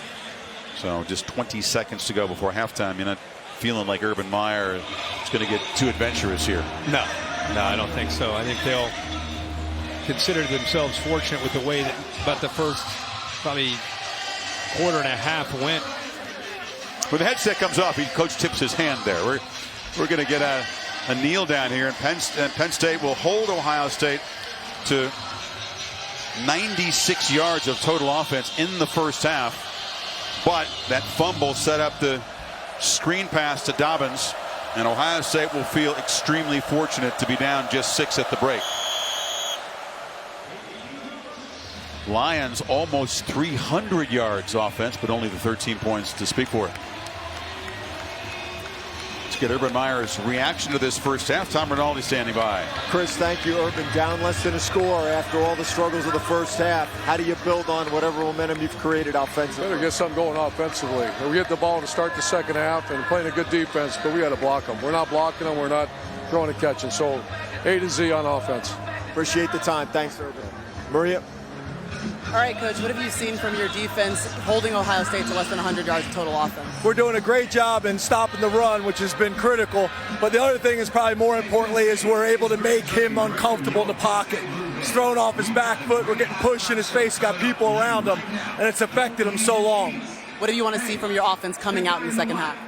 To be honest, I'm pleased with everything except for the turnover. You can't turn the ball over, especially in your own end of the field, or we'd be in a much different situation right now. Thanks for your time. Thank you.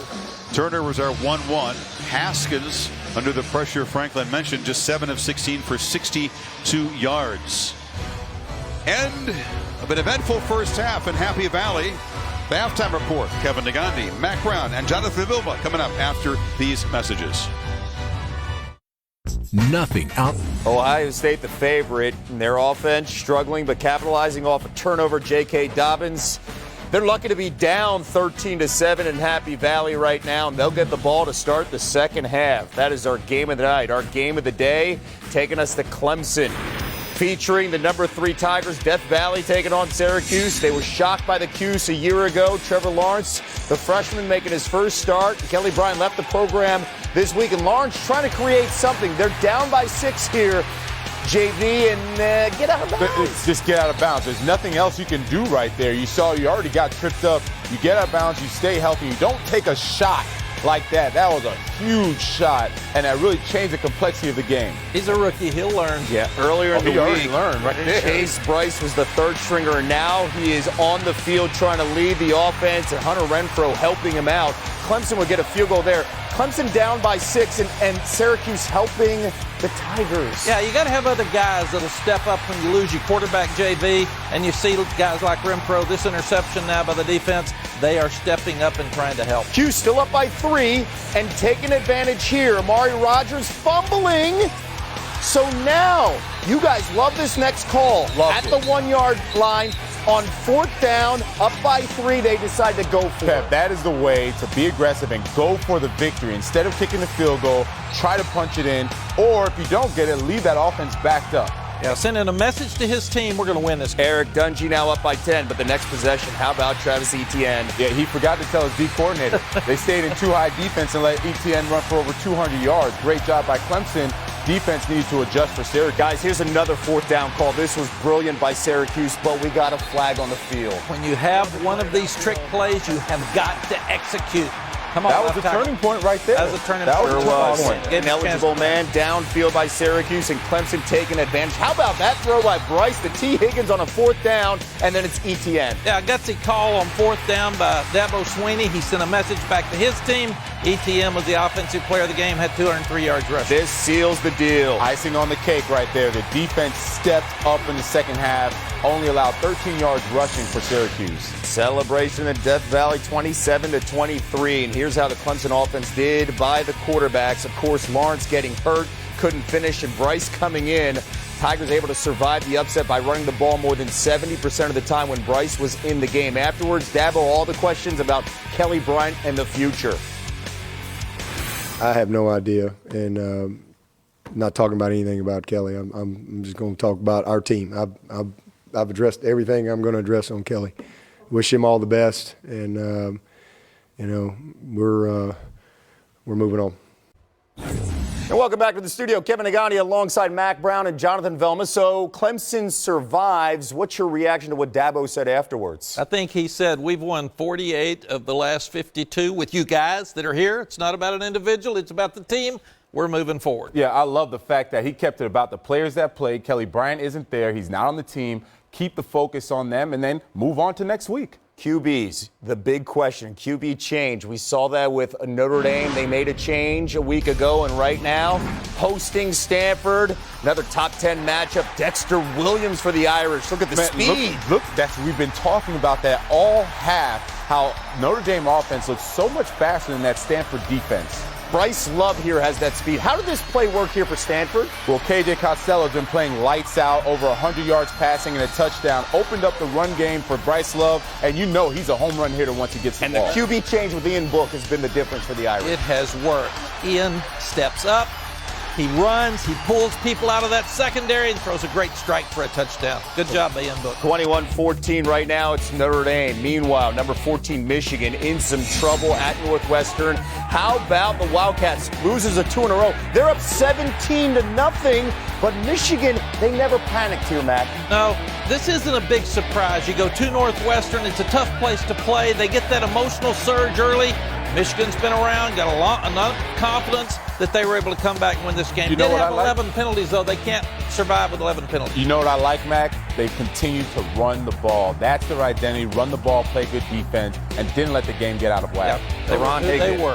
Perron Higdon was the star, 20 unanswered, and Michigan survives now at 4-1. Meanwhile, no worries about surviving for Alabama. Number 1 in the land, hosting Louisiana. And this is the first time in school history Alabama scored at least 45 points in 5 straight games. Well, they've always had great players. Now they've got great quarterback play because Tua's 8 of 8, 128 yards, 2 touchdowns, and then Jalen Hurts comes in 4 of 6, 118 2 QBs in Georgia working?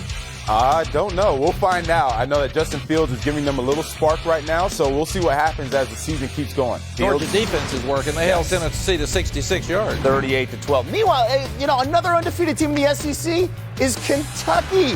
What's working for Kentucky? We got to give them some love, man. The run game. The administration allowed Mark Stoops to stay when things weren't always great, and it's paying dividends for them. They get Terry Wilson, a transfer from Oregon to junior college at quarterback, and a 3-star, Benny Snell, is running up and down the field and making plays like this to lead the Kentucky Wildcats. Dare we say it, Kentucky is for real, Mac? They are for real. Right now, they are making a statement up 24-3 at the half. Meanwhile, the Dan Mullen Bowl, it's Florida. The Gators winning in Starkville. Ahead, Oklahoma and Texas. They roll. We'll show you. This halftime report is brought to you by eBay. If it's happening on game day, it's happening on eBay. Get all your favorite Happy Valley gear for the best price with free shipping on eBay. Fill your cart with color.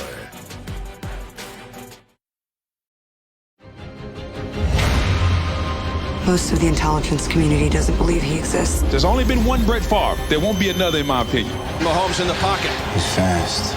Peeling away, trying to keep the play alive. Strong. Pump faking, fires it, leads, throw to the back of the end zone. Touchdown, Kansas City. Mahomes been great in the NFL. How about a kid that's been fantastic so far? His first season as a starter for Oklahoma, that is Kyler Murray. What makes him so dangerous, JV?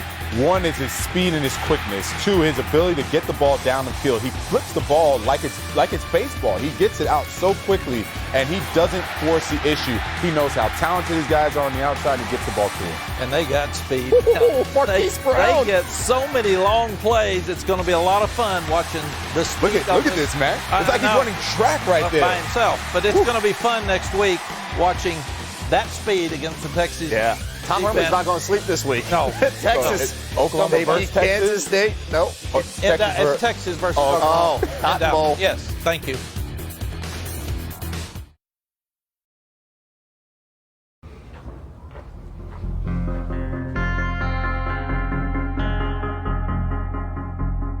Dear Baker, if there's one thing you already know, one thing everybody already knows, you and I are not the same person. Time for our primetime performers. JV Baker's replacement looking good. My favorite player to watch right now, Heisman hopeful Kyler Murray. 17 for 21, 432 yards, and 6 touchdown passes, Kev. Murray also had a rushing touchdown in the 66-33 win over Baylor. What about you, Mac? Well, another Big 12 quarterback, Will Greer, had a great day out in Lubbock, Texas. He threw for 370 yards, 3 touchdowns, scoring 42 points to beat Texas Tech. Mountaineers are now 4-0 this season under Coach Dana Holgorsen. We're looking very good. But how about let's go outside the Power 5. I got a quarterback, Mackenzie Milton. UCF, no issues against. Pitt out of the ACC. He threw for 4 touchdowns, ran for 2 more scores. And UCF continues to roll. 45-14. The final, the Knights have now won 17 straight games. Watch out. This is a team no one's talking about. They don't need to. You still have Kyler Murray, my guy. I told you, my favorite guy to watch. Oklahoma's rolling right now. Still talking about them winning all the games from last year. Second half coming up. Welcome back to the Dr. Pepper Championship Drive Game of the Week. The top 10 matchup. Undefeated Ohio State. Undefeated Penn State. This is the best scene in the country. I challenge you to find a better scene.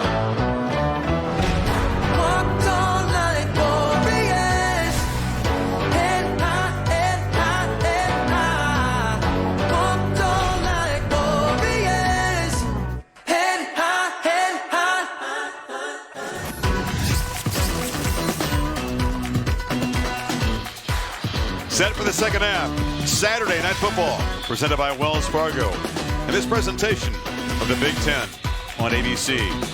Rare September collision of these two teams, and the whiteout as advertised. More than just a photogenic frenzy. Chris Fowler, Kirk Herbstreit, it's been impactful, but we've seen this Ohio State team show resilience. They were down 8 against TCU, scored 3 touchdowns in 4 minutes. It was a Draymond Jones takeaway, just like tonight, that played a big part. So they get the ball to start the third quarter. Just as you're talking, I'm looking at the third downs. Both teams have converted 1 third down. Ohio State has 4 first downs on a night. This could be a game of adjustments. If you're at home right now, sit back and enjoy this second half, because you have 2 great head coaches and 2 great coaching staffs. They're going to try to make some adjustments to try to get things going here for both their offenses in the second half. An almost 3-to-1 edge in yardage for Penn State. Ohio State held to 93, and they'll start from the 25 after another touchback. Our Pacific Life game summary: a very aggressive approach by Penn State, and Trace McSorley was very sharp, throwing the ball and running the ball. They kept getting into Buckeye territory, but kept kicking field goals. And then late lightning strike to K.J. Hamler. Longest pass play the Buckeyes have ever given up, 93. Yeah, Trace McSorley has had his moments, and Ohio State took advantage of this break late in the first half. Tuck Borland knocks the ball loose. Draymond Jones jumps on top of it, and a couple plays later, against all that pressure, Ohio State goes with his screen to Dobbins and gets their only touchdown of the game. Dobbins had the touchdown reception, but Dobbins and Weber combined just 30 yards rushing in the first half. Can they get the run game going? They expected to be able to run the ball much better than this. Dobbins tries to get the edge, just cut back in a nice first down game to Tom Rinaldi. Well, Chris, it was a different Dwayne Haskins after that late first half score. He came back to the bench, immediately went to the offensive line group and began to exhort them to say, now we begin to go. Talking to Urban Meyer as he came back in, he just said essentially we couldn't have played any worse than we did in the first half, and yet we're still down only a score. We're going to build on the momentum and have this opening possession do something. Campbell on the screen, breaks free. Paris Campbell, very dangerous. Tackled there by Jan Johnson. Reading between the lines from Tommy's report, I'm guessing that offensive line's manhood was challenged by Urban Meyer and by the Ohio State offensive staff. Because when he walked off with Tommy, he said, listen, it's hard. What are we going to do? Like you and I talked about when you're losing the battle at the line of scrimmage. Haskins on first down, look downfield, now throws short to Campbell, who slips a tackle again and is knocked down near midfield, got 8. Good patience there by Haskins to check down and get the ball and take the positive yards. And on 1st and 10, going back to that first half for Haskins, he attempted one pass over 10 yards or more through the air. Just one in that first half. Everything underneath. Dobbins. Second effort gets about 3. So many of his passes this year have been behind the line of scrimmage. 27 of them, and so many 0 to 10. That's a big reason for the high completion percentage. Yeah, of course. But when he has taken shots downfield, you could pull out the tape, and it's one after another. They hit the receiver right on the money, right in stride. Is this a deep shot? Haskins looking, firing to Mack over his head. He was well covered by John Reed. It's a bigger receiver, Austin Mack, going up against John Reed, and tries to sell that to the outside, but the experienced Reed in pretty good position there, but to no avail. Ball thrown up and over top of Austin Mack.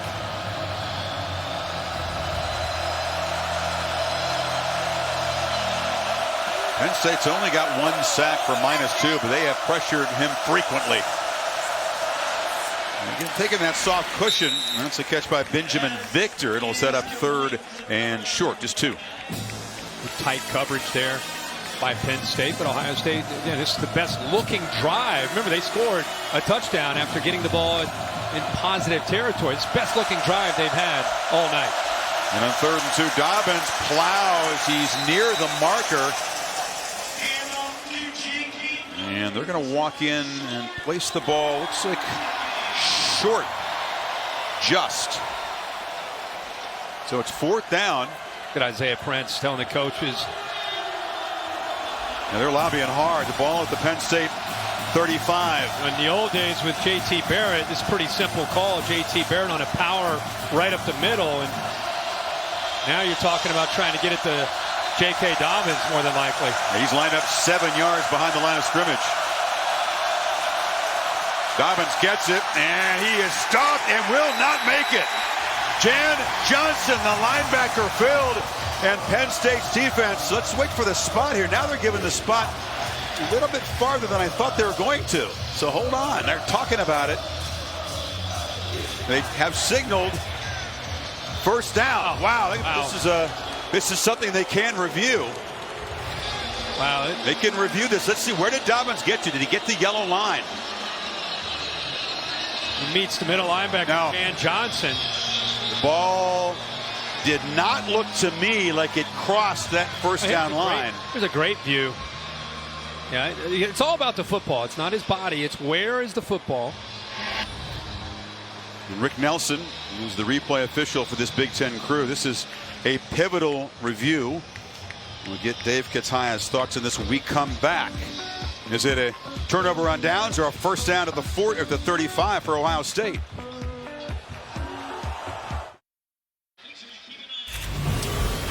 It's a first down, Ohio State. The call stands. Not enough to overturn the signal of first down on the field.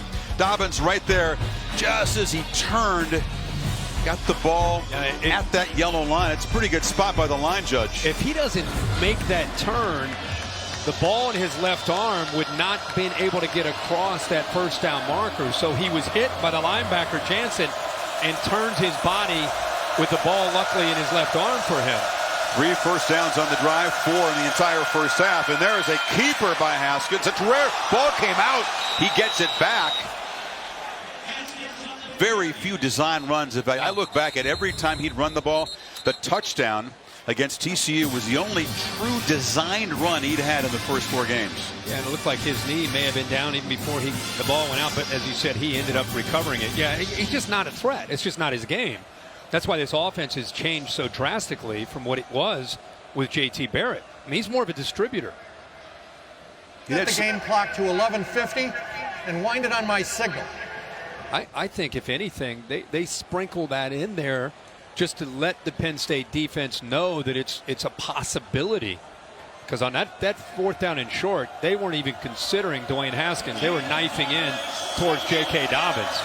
Didn't start the clock for the previous play. Now they've fixed it. 2nd and 5. This is the tougher, noisier end of Beaver Stadium for visitors.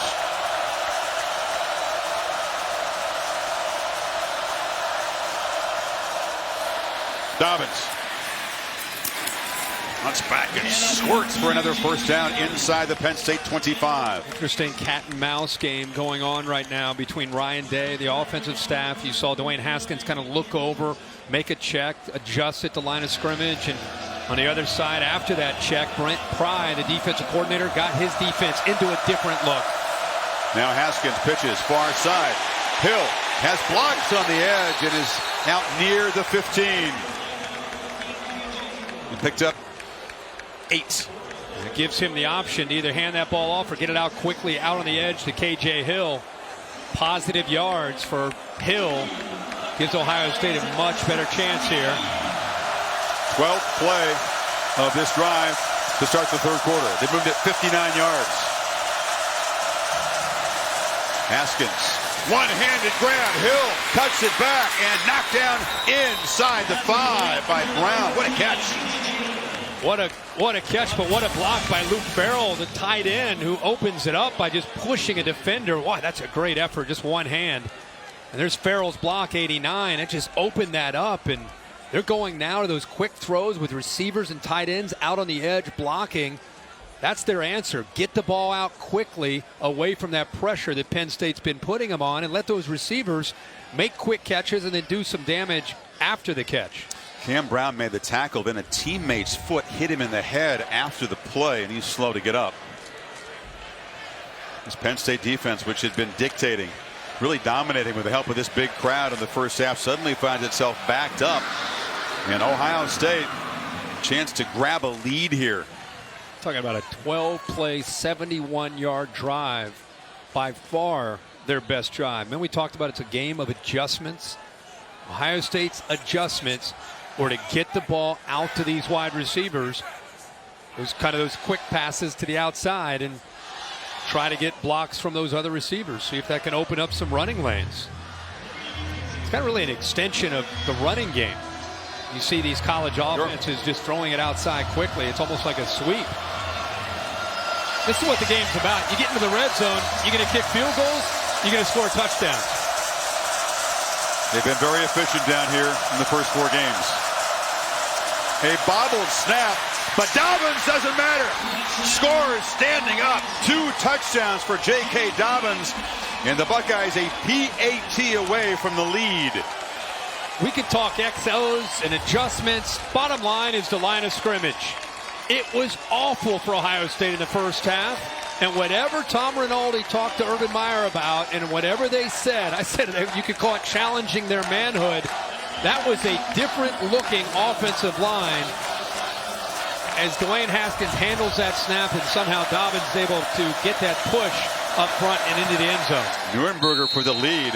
The blocking was so good, it didn't matter that the snap and the handoff were sloppy. And Ohio State is in front by 1. Saturday Night Football, presented by Wells Fargo on ABC, is brought to you by the Ford F-150. It doesn't just raise the bar, it is the bar. Voya Financial, helping you to and through retirement. And Samsung QLED TV, the official TV of ESPN College Football. LeVar Arrington, Penn State great, providing some souvenirs. But it's Ohio State and a pair of J.K. Dobbins touchdowns that it's a race to 13-0 deficit. Lead by 1. Our Dr. Pepper Championship Drive game of the week. 13 plays, 75 yards. They converted a 4th down by an inch or two. The replay holding the verdict on the field. Took 4:38 to do it. How about Haskins, Dobbins, and company in the first half? 30 plays, only 93 yards, and they go for 75 in that first drive. Here's Hamler, who scored Penn State's only touchdown. Tries to make a play on kick return. And a flag comes out as he's knocked down at the 20. So Penn State figures to be backed up. And now another flag, a very late flag coming in well after the play as both teams were being separated.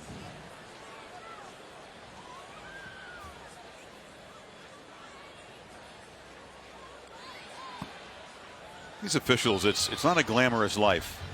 They're staying in a place in this area that it's not the Four Seasons. I promise you, these guys they do good work, and it's not glamorous. Dave Kataya can tell you. This guy, top referee in the Big Ten. There are 2 fouls on the play. Holding by the receiving team, number 14. That foul is assessed half the distance to the goal. After the play was over, personal foul. On the kicking team, number 7. That foul is assessed 15 yards, first down Penn State. Well, that'll drive Meyer crazy because that holding penalty would have backed Penn State up, and then Mitchell, personal foul way after the play. Yeah. Left cross there. Young linebacker trying to get some time in. Anytime, obviously, you take a swing at a player, the referee's going to catch that, especially late after a play, after the whistles have already blown. Penalties have not played a real big role so far. That moves the ball to the 24. You see Meyer hot about that mental mistake. That's how you get taken off special teams right there. Of course, the boss man does run the special teams at Ohio State. All of a sudden, a very different feel to this game. And Sanders has yet to get going, tries to bounce it, and he'll be smothered for a 4-yard loss by Jonathan Cooper and others. Maria. Well, Chris, James Franklin recognizes that his offense has to finish drives, so he wants to be more aggressive in the second half with the play calling. They want to take some shots downfield. He says they also have to find a way to slow down this pass rush. That might mean using a little bit of tempo and quick game, but it's something that they'll be focused on here in the second half. And Maria, Sanders coming in had not been stopped behind the line a single time this year in 71 rushes. That has changed, and now McSorley tries to run it and gets nothing. Draymond Jones plugging the middle, 3rd and long. We could talk glitz and glamour and up-tempo offenses and RPOs. Again, this is one of those throwback games. It's going to be won or lost at the line of scrimmage. And Ohio State, these first 2 plays defensively, they have just been able to get penetration, and they're pushing Penn State's offensive line back. Penn State had done much better in 3rd down this season because McSorley told us they weren't stressing 3rd down, just executing. There's been a lot of stress tonight and a lot of 3rd and longs. And McSorley's pass is batted down at the line of scrimmage. That was Chase Young getting a hand up. And the Buckeyes with the lead now force a 3 and out. You know, Chase Young is 6'5".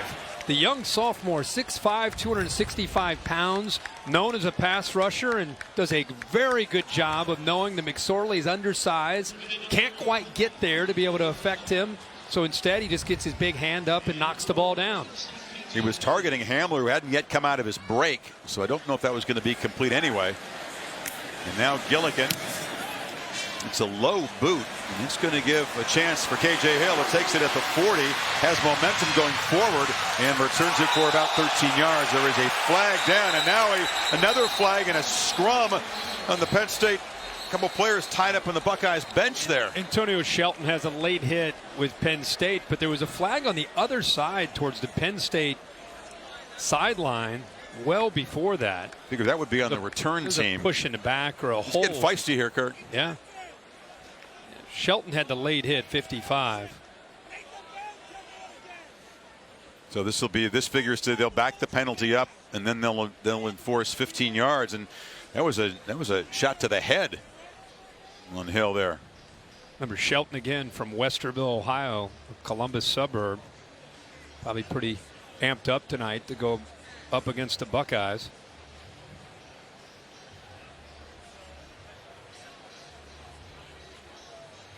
There's Dan Capron. There are 2 fouls on the play. Holding. Number 13, 10-yard penalty.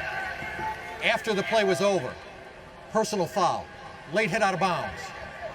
Number 55 on the kicking team, 15-yard penalty, first down. So they don't signal targeting, just a 15-yard penalty on the Ohio native, Shelton. Urban Meyer fired up with some of his players. Ball will be spotted at about the Ohio State 40. Buckeyes back to work up one.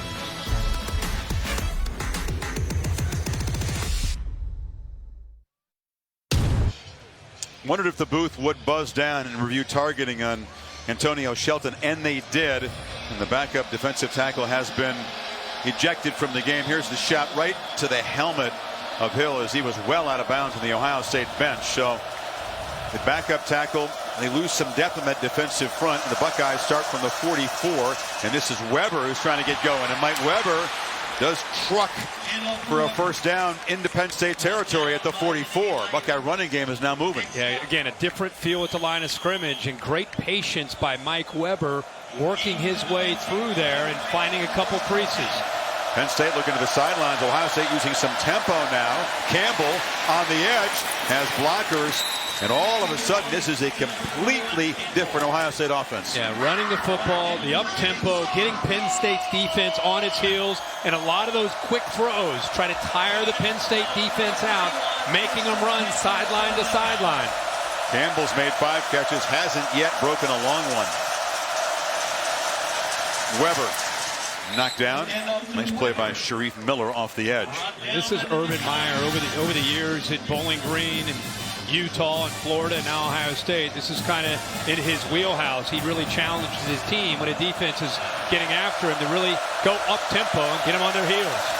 Haskins play action. Surveying the field, rolling out, and just dumps it at the feet of the receiver. Miller finally chased him. One of the few times he's had time to throw, but very good coverage downfield by the Penn State secondary. He had nowhere to go with the ball. The way this game feels here to start this second half, pretty big third down here for both Ohio State's offense and the Penn State defense.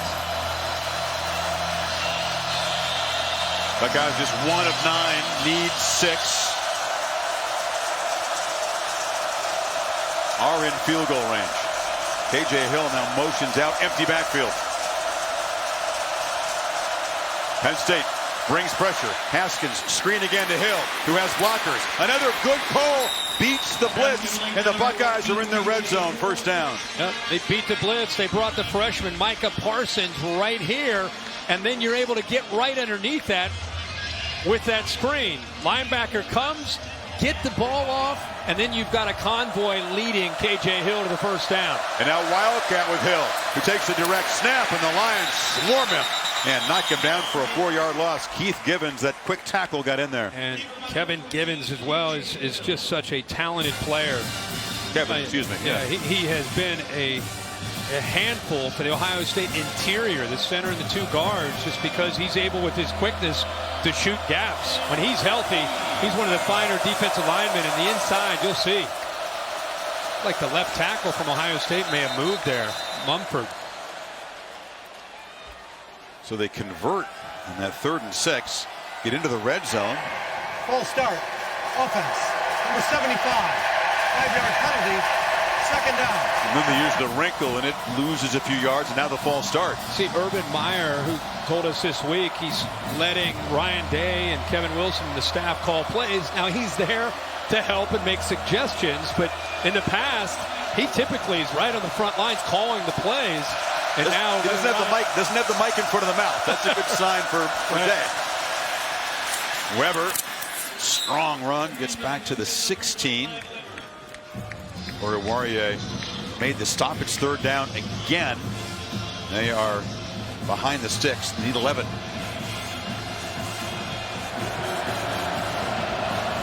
This does feel important for this Penn State defense, which has been backpedaling throughout the 3rd quarter.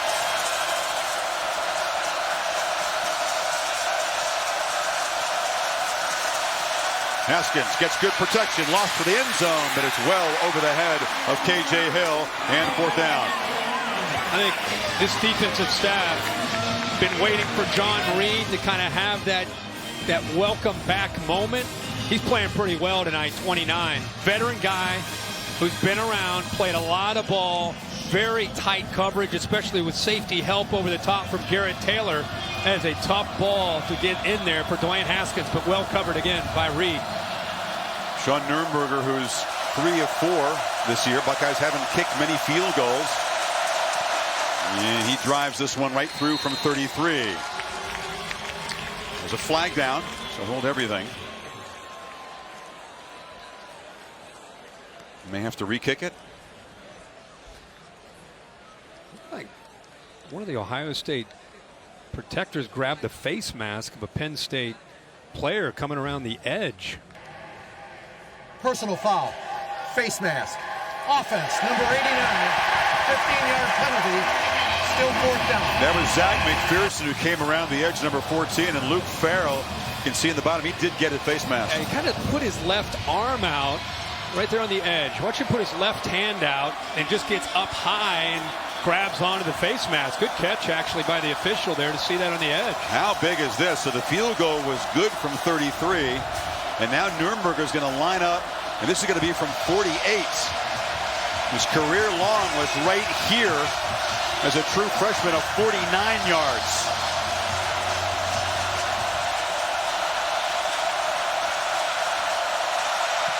And this is not going to be good.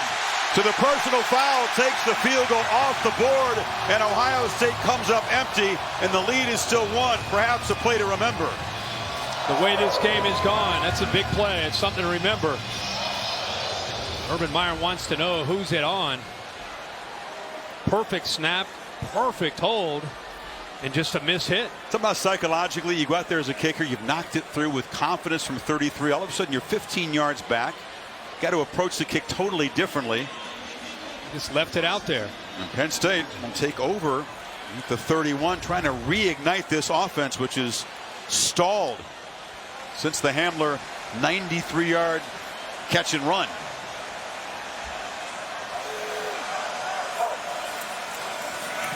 McSorley incomplete, threw it into traffic trying to find Hamler, and Isaiah Pryor defended. Cassidy, an update. Thanks, Chris. Dr. Pepper Championship Drive update number 5, LSU hosting Ole Miss. Former Buckeye Joe Burrow finds Jamar Chase. What a grab. 21-yard score. That was their first. They're now up 14-3 in the second, guys. Buckeye fans curious to see how Burrow progresses. LSU still playing well. 2nd and 10. They flip it in the flat.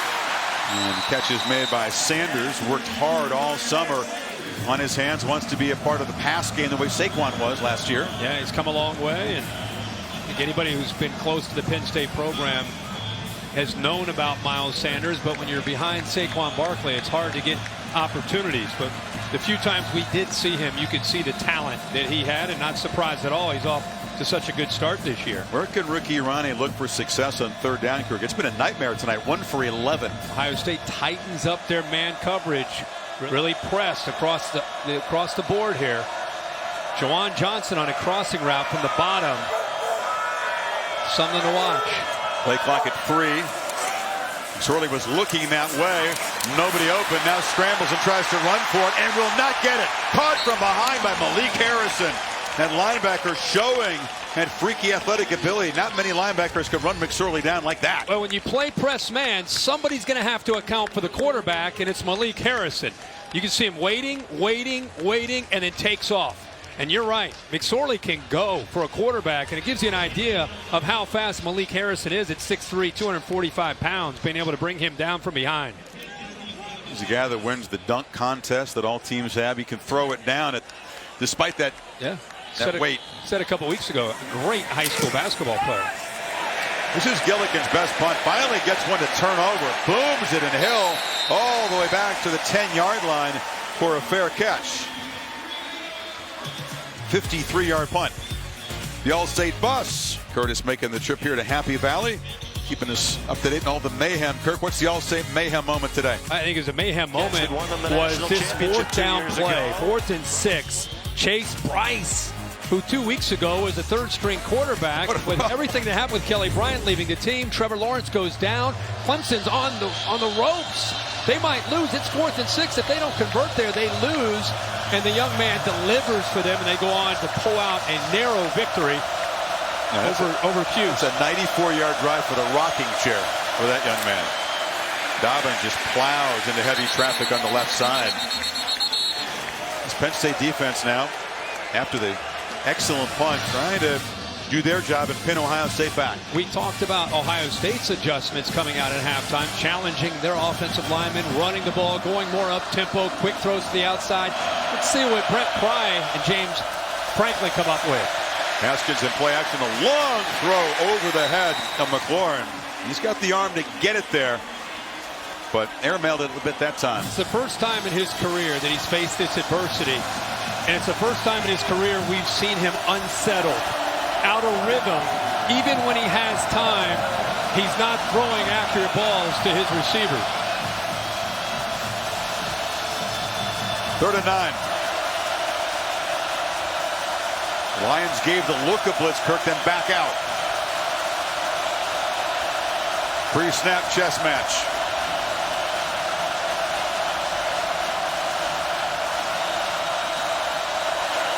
They don't blitz. Haskins has time, and now the time suddenly evaporates. He flips it out the hill. He makes the catch, but well short of the first down. Shaka Toney, wearing number 97 to honor his teammate Buchholz, made the pressure. Again, great coverage downfield. He had time. He came off of his primary. He looked for his second, then his third option, which is kind of a check down to K.J. Hill. So Shaka Toney's able to get there, but it was the coverage on the back end that allowed that to happen.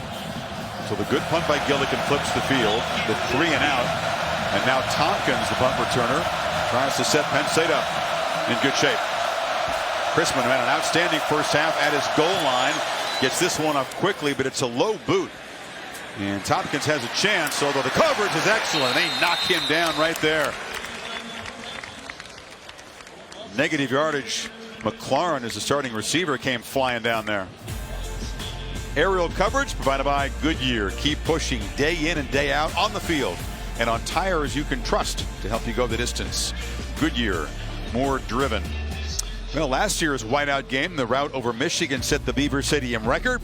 And as expected, of course, they have broken it tonight. 110,889, the world's 3rd biggest stadium. This crowd. The biggest stadium in the world, by the way, is in North Korea, allegedly, 150,000. You been there? No, that's what they tell me. Oh, okay. If I've been there. McSorley has room, gets a block, and Trace McSorley, a little high step. Suddenly Penn State's motoring again behind the quarterback run. And design quarterback draw. Michael Menet actually does a good job with a block right there. And then you can see the blocks downfield. The young freshman, Freiermuth, gets a block as well. He pancaked a man. He sure did. 23-yard run. And the 51-yarder in the first quarter. Play action. McSorley steps up again, looking to run, and will scoot out for a short gain. Well, you talk about the frustration of a defense. James Franklin said every time he goes into his own defensive room, they are just driven crazy by quarterbacks who can scramble when the play is otherwise well defended. Yeah, well, that's what he does to every defense he faces. You have things covered, and you always have to account for that quarterback. They've been trying to use a spy tonight to prevent that from happening, but he's still gotten out. And it's Hamler trying to get the edge. A flag comes in. Isaiah Pryor eventually drove him out. And it's going to be against Penn State on the block. And looks like Freiermuth, the young tight end who just made the great block on the run by McSorley, was guilty of a hold. Yep. Looks like he tangled up with Pete Werner. Holding. Offense, number 87. 10-yard penalty. Still second down. Seen the good and the bad of a true freshman. Yeah, 87 right there. No question about that. Werner actually trying to set the edge, not allowing Hamler to get outside of him, and was in pretty good position. That's been the story. Penn State's moved into Ohio State territory time and again. This is the first time in the third quarter, but then they get backed up. 2nd and 19.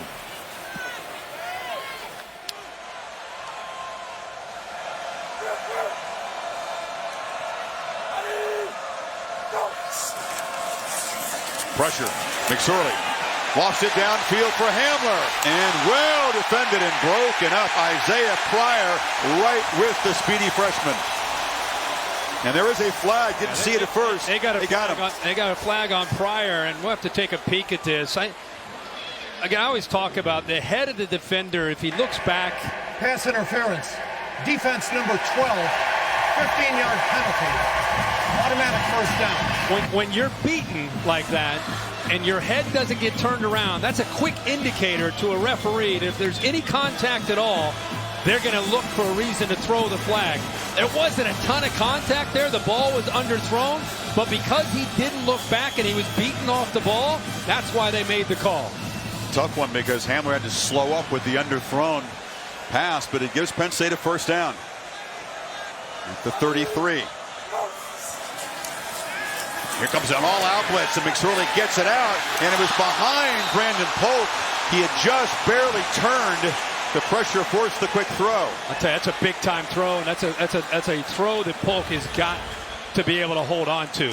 Ohio State brought pressure, and Trace McSorley felt that pressure, anticipates that his receiver Polk's going to win one-on-one, and he did. Ball's thrown a little bit on the left shoulder, but because he was so open, because he did a good job of getting separation, man, he's got to secure the football. Veteran receivers should know the blitz is coming and should look for his quarterback to get the ball out quickly. And McSorley flips it to Sanders in the flat. He cannot make a man miss. Pete Warner's having a terrific night. Said he's a converted safety. He plays linebacker with that kind of quickness. When you throw back into the boundary like that, you're convinced that your back is going to beat that linebacker one-on-one in the open field. But Pete Warner took that away. He kind of got rid of that cushion. He closed in with speed, and then he's able to get to Miles Sanders before he could try to shake him. 3rd and 13. And Penn State not in field goal range, so they try to come up with something shorter to get Pinniger a better chance at a field goal. Look for the middle of the field is where they try to attack here against this man coverage. And they hand it to Sanders, and Sanders bulldozes, makes a cut, is knocked down just short of the marker at the 24, so it's 4th down. Does Franklin go for a field goal and the lead, or go for it? He's not blinking. In fact, they're already ready to snap the ball. They're lined up, ready to go. Correction. The ruling on the field is that the runner is short of the line to gain. It's 4th down. Ohio State catches a break there with the official clarifying that it was not a first down. It blows the whistle. Ohio State's able to get a man on and now off the field to change their personnel. Wow. So initially, I didn't see someone signaled a first down on that. It's clearly a yard short, but you're right. Penn State was operating fast. Ready to go. Ohio State was looking to the sidelines on defense. Big play, final minute, 3rd quarter. And they flip a pass, and it's broken up at the line. Chase Young got off the edge and snuffed it out. And the Buckeyes make a stand. How about that sequence of plays? You talked about the missed field goal being a play to remember.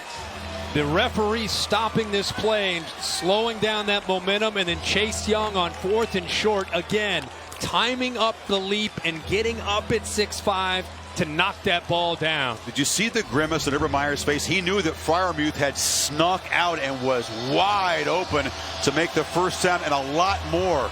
But Chase Young stepping up in a big role. Who could help fill the void of Nick Bosa not being here? Number 2 is the answer tonight.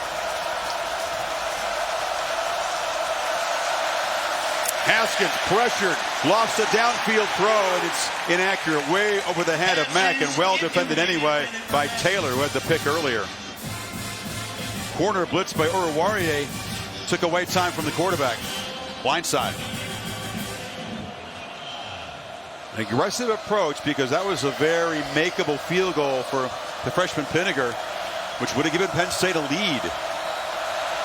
As it is, Young's big play preserves the 1-point cushion, and now Weber just mauled behind the line. But neither side has had much success running the football with the tailback tonight. When they've been running the football successfully here in the second half, a lot of it has been hard hitting. Not that slow developing where you're pulling those offensive linemen around that outside. Penn State's defense too quick there to give that play a chance to open up.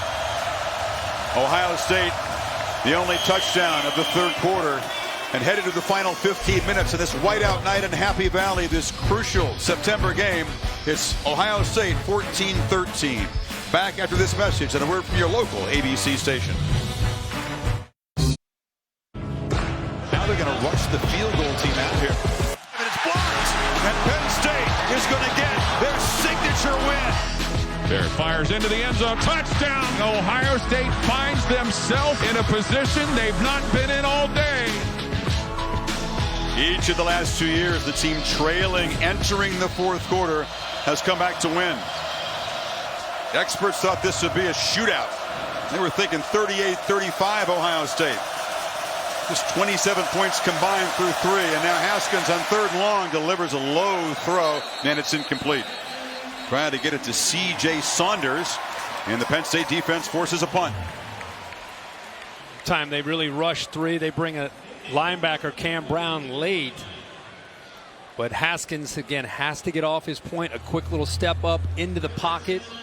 Affects the accuracy again on that 3rd down throw because his young receiver, C.J. Saunders, had broken free. Still waiting for special teams to make an impact in this game in a big, dramatic way. The way they have each of the last 2 years. Chrisman has pointed beautifully all night, just booms it back, and Tompkins retreats to his 25 and doesn't really get a block on the edge, and Okudah runs him out.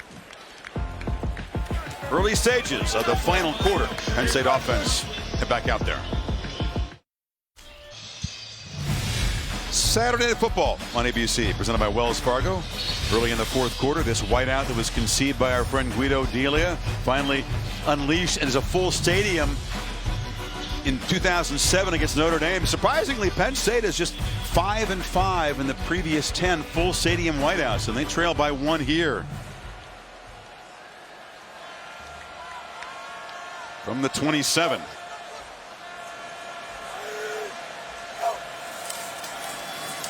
McSorley escapes and scampers again for another gain. Got 12 yards. They almost trapped him, but he got free. That's a really good effort because Draymond Jones, who's an outstanding pass rusher, gets in there, and he is a strong man at 6'3", 286 pounds. He's got him. Gives you an idea how physical Trace McSorley can be. Again, avoiding the negative play and picking up positive yards. Sanders has really been contained tonight. The man wearing number 8 to honor Mark Allen, his injured fellow running back, really has not made a big impact in this game. No, not at all. Trace McSorley, their leading rusher, and a lot of that is what we just saw, the creativity, the scrambling, the ability to improvise. Remember, Saquon Barkley last year didn't have a big night running the ball necessarily either. Now he had the kickoff return to start the game, but they were all over him in the backfield frequently as a runner. 2nd and 8. McSorley pressured again. He'll be sacked. Tough Borland is at a big night. He's the one that forced the fumble that helped turn things around. Got the quarterback. And they brought pressure with their linebackers, and not only that, they occupied the offensive linemen because they bring the defensive linemen this way, and then they bring the blitz here and here with the linebackers, and it's the middle linebacker, Tough Borland, that ends up getting free. But credit that defensive line slanting, occupying those offensive linemen to make it much easier for Tough Borland to get in there. Only allowed 5 sacks in their first 4 games. Penn State has been sacked 3 times tonight. 3rd and 13. Ohio State shows pressure again. This time McSorley steps up and lobs it for Hamler, who comes back and makes the catch. Slow to get up, but the freshman's made another big impact play. And Jordan Fuller, the safety, came over. And I don't know if there was contact there after the catch by Fuller that caused that. For a couple flags, Kirk, down in the area. Yeah. Hamler is obviously down. He beat Fuller, who's Isaiah. Personal foul. Pryor came over. Targeting. Defense number 12. Yeah. Half the distance to the goal. That play is under further review. It's a 36-yard gain. And they'll review whether or not Pryor did make contact with the crown of the helmet. He beats Fuller one-on-one, and it looked like a shoulder actually hit the helmet of Hamler.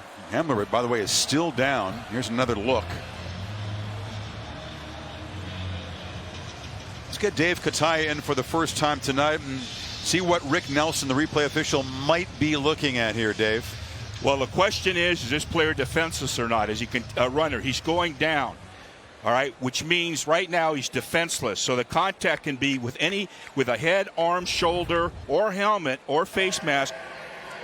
After review, the ruling on the field of targeting is confirmed. Number 12 is disqualified from the game. So, Dave, a targeting foul on either team. Exactly. And that is why this is a targeting, because he was defenseless. If this player's not defenseless, that's not a foul. Yeah, that's the key, is him being defenseless makes it very, very different. You see the Penn State staff talking to Hamler, but let's go back to the play. He's right here.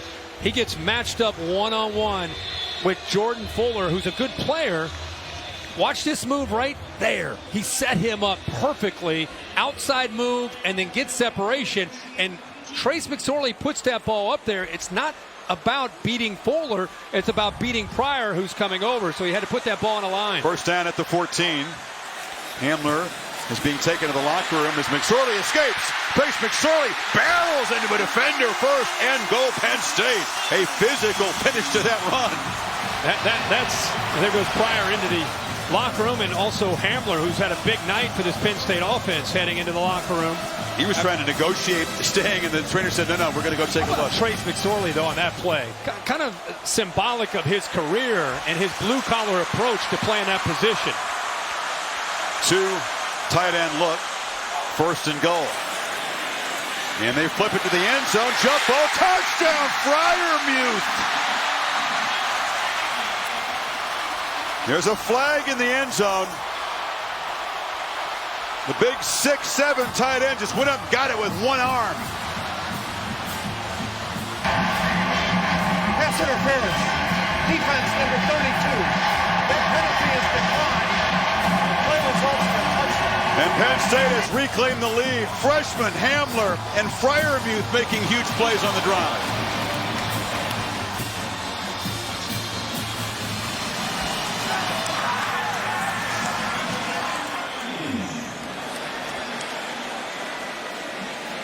Pinniger will make it a 6-point Penn State lead. 6 plays, 73 yards for Penn State. McSorley superb on the drive. What's been a problem for McSorley at times? The ball being batted down. This time, watch how high he throws it over Malik Harrison just to make sure where his big tight end can go up and over McFarland for a touchdown. Trace McSorley at his best with 12:22 left in his game to put the Lions up by 6.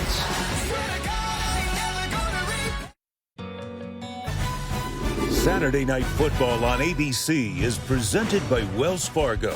Established 1852, re-established 2018. In part by Pacific Life. Experience the power of Pacific. And Mazda. Feel alive. The quarterback of that frightening 94 Penn State offense that demolished Ohio State. Honored by Steve Hatchell, National Football Foundation College Hall of Fame, welcoming in Gary Collins, class of 2018, the 18th Penn State player to make the Hall of Fame. I was here and watched that game. Were you brought to tears that night as well? that was when I walked out of the stadium and said, that might be the best college offense I've ever seen in my life. They'd had a playoff in that year. Here we are, 2018, and I still think 1994 Penn State was one of the best offenses we've ever seen. They think it's one of their better teams they've ever had. Oh, yeah. I had a chance to play for the national championship. Well, on that last drive, here's the big play downfield. McSorley finds Hamler, and then there was a targeting call on Pryor at the end of that for hitting a defenseless player. Then he has a big run here. shows that toughness that Trace McSorley's known for. The very next play goes up and over Malik Harrison. And Fryermuth makes the touchdown for the Lions. And now this place is going crazy. Probably the loudest it's been all night. McSorley earlier continued his streak, 33 straight games with a touchdown pass. Lions show late pressure, and it's a reverse. And Campbell has blockers and makes the edge. So once again, an excellent call against that pressure from Penn State. Quickly to Cassidy for an update. Thanks, Chris. A check-in on South Bend and the other top 10 matchup. Ian Book has 4 TD passes. This one to Miles Bourkin, an 8-yard score. Irish creating some distance, now up 38-17 with 8 to play, guys. Wow. Running away with it, South Bend. Meanwhile, after the 17-yard gain, nothing for Dobbins on first down. Let's say this real quick reaction to that Notre Dame score. You look at the rest of their schedule, Chris, they are going to be heavily favored in every game that they play. They start to become a real player for the college football playoff after that win today against Stanford. Absolutely. They head to Blacksburg next Saturday night. Once again, there's really no threat of a quarterback run. They're just keying on Dobbins. A short gain sets up 3rd and long. Yeah, they're locked in on those running backs when Ohio State runs the football. Here comes a 3rd down. It's been a struggle for Ohio State, 2 of 13 on the night. Penn State, in these cases, most often bringing pressure with linebacker blitzes to get after Haskins. Here they come.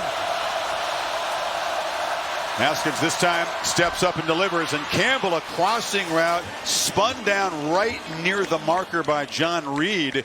Once again, the spot will be crucial, but they're signaling 4th down. It looks like about a half a yard short, maybe even less than that. It's a big decision. I mean, it's players are saying let's go for it, but remember, this is not without a mobile quarterback, a threat as a runner. It becomes a different game. Because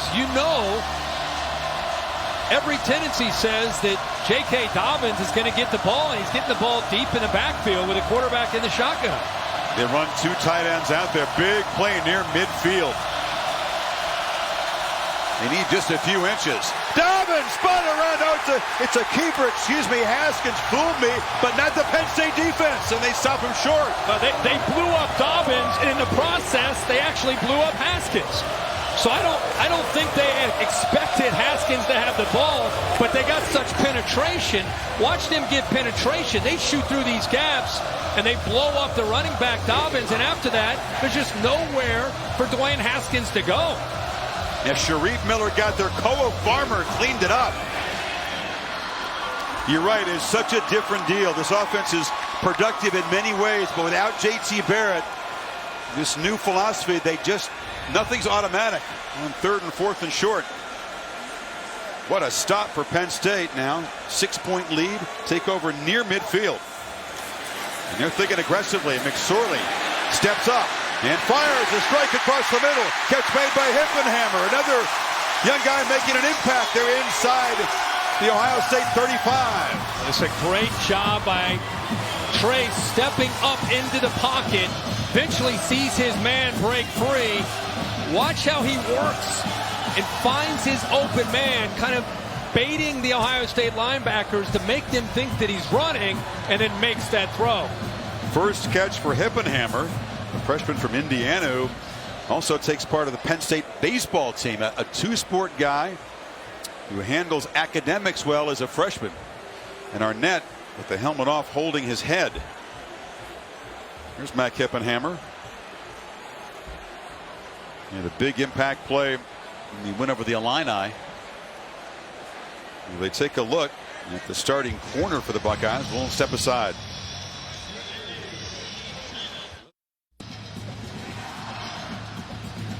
Damon Arnett, who was not flanked for targeting. It was a helmet-to-helmet hit, but he took the brunt of it, and he is being helped to the Ohio State locker room. Another look. That's another helmet-to-helmet. Pryor injected earlier, so now a couple of Ohio State starting DBs out of the game. Jeffrey Okudah in, and along with Jason Went at safety for Isaiah Pryor. Okudah in for Arnett. First down. Lions trying to add to a 6-point lead. And McSorley Keeps it in. They were all over Sanders again that time. Would have been a tackle for loss if he'd handed it off. Well, Trace McSorley has been vintage Trace McSorley these last couple possessions with the game on the line, showing you why we constantly refer to him as a point guard with his basketball background. It's a huge sequence for McSorley, though. They're not in field goal range. 3 points would be huge for Penn State. McSorley looking for the end zone. Launches it off the fingertips of Juwan Johnson. He was in front of Okudah. And they went right after Jeffrey Okudah just to challenge him with Arnett out. Second play, one-on-one. His receiver he has great chemistry with. Really well thrown ball. And by the way, pretty good coverage by Jeffrey Okudah, who looked like he might have got his left hand in there to knock that ball away. They tested him. He answers. Still catchable for Johnson. Now it's 3rd and 10 out of field goal range.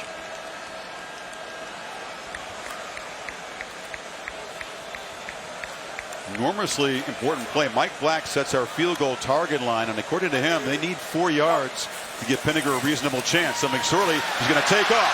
He's going to get that and more. First down. McSorley muscles out inside the 15.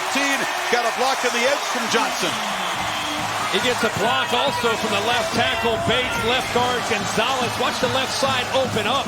Just you got to anticipate that McSorley on 3rd down is going to run, and Juwan Johnson getting great effort on Okudah downfield. He got 19, Kirk. He's rushed for 137 tonight. He handed off to Sanders.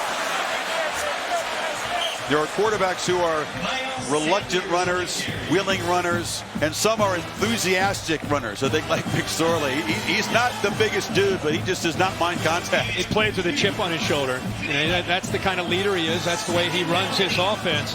Very surprised that Ohio State's linebackers were up tight into the line of scrimmage and left a void on the left side of the Penn State offensive line on that big 3rd down. 2nd and 8. Keeper again. McSorley hammers down, stretches, touchdown.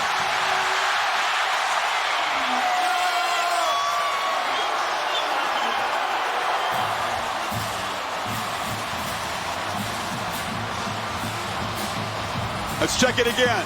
Did the ball get across before the knee hit? Actually, the elbow would put him down. We can't see from there. Got to see where the ball broke the plane. Got to see where the ball is, where his left elbow touches. And it's down. Keep it going, guys. There, it's down, and the ball is short he'll be of the short. plane. That ruling is under further review. Here's the progressive pylon cam. Anything other than the hand or the foot puts him down. So in this case, it's the left elbow right there. And the nose looks like about the foot short. Line. Yeah, half-yard line. What an effort, though. Again, I know we're going to look at the spot, but I got to just go back and watch Trace McSorley. I mean, he's a gamer, man. The game's on the line.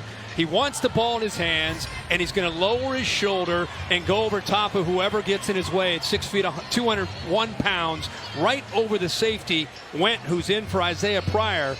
Just like we saw in the last drive that eventually set up the touchdown pass, he puts 2 hands on the ball, lowers his shoulder, takes on those safeties. Been doing it his whole career. He's a foxhole guy. You want him on your team to be your leader. Yeah, he's never lost a home start. He's 26-5 at Penn State. If you throw in his high school career, 81-10 as a starting quarterback. 3 state titles in Virginia, lost the championship game his senior year. That's all part of his folklore. Desperately wants another championship here at Penn State. But he told us his senior year, because I said, what happened your senior year? He said, well, we were moving up a division, and the team we lost to, they were moving down a division. So it was a big ask there his senior year, but they did have the lead in the 4th quarter, he said, but the team they scored 2 touchdowns in the 4th quarter. The runner's elbow was down with the ball inside the 1-yard line, at which point it will be Penn State's ball, 1st and goal.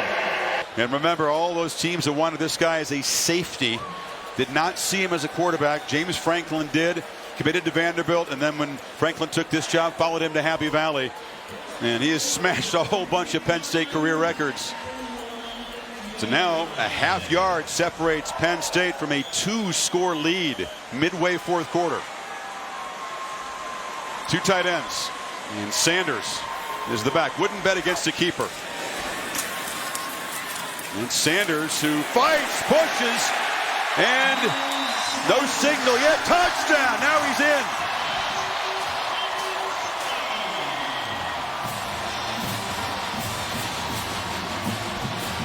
Up 12, they'll go for 2.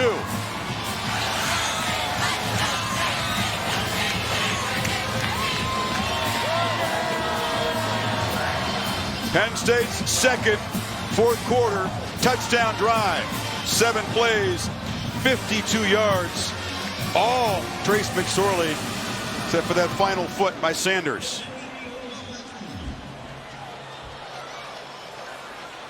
Trying to make the lead 14 with exactly 8 minutes to play.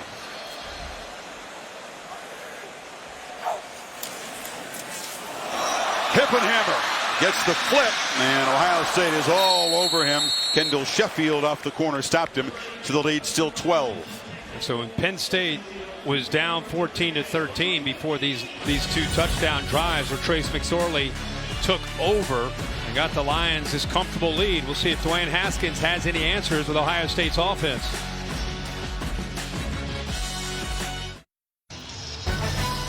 We go from the whiteout singing Sweet Caroline to Lane Stadium. Enter Sandman as the Irish, who pulled away to beat Stanford by 3 touchdowns tonight, and the Hokies, who went on the road and upset Duke by 17. So we'll have that for you next Saturday, back to 8 Eastern here on ABC. 8 minutes for Ohio State to stage a furious rally. They were down by 15 at home in the fourth quarter last year before turning it around. Feels a lot tougher here tonight. Take a look at the quarterback comparison on the Pacific Life game summary. They operate very different styles. And McSorley with that huge third quarter. Huge third quarter, 259 yards through the air, but on the ground, 147, many of those yards where he's been improvising and creating and showing that toughness. And for Dwayne Haskins, still has some ball to play. 8 minutes to go as McSorley trying to get that crowd fired up. McSorley with 406 yards total offense. Penn State as a team has 439.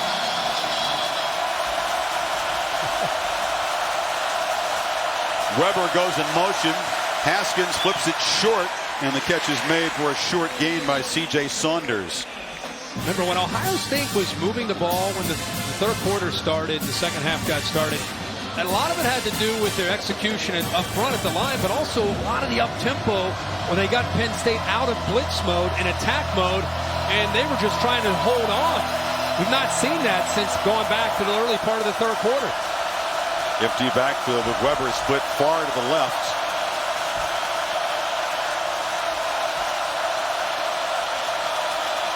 And 2nd and 5, the Lions rush 4. Haskins has time, and a sideline completion in front of the cushion to Austin Mack, first down. You know, this is typically when you see this offense, especially considering you're down late in this game by a couple possessions. Dwayne Haskins, I think, needs to feel some urgency about his approach right now with this offense. And how aggressively will Penn State's defense play it? They've been very aggressive tonight.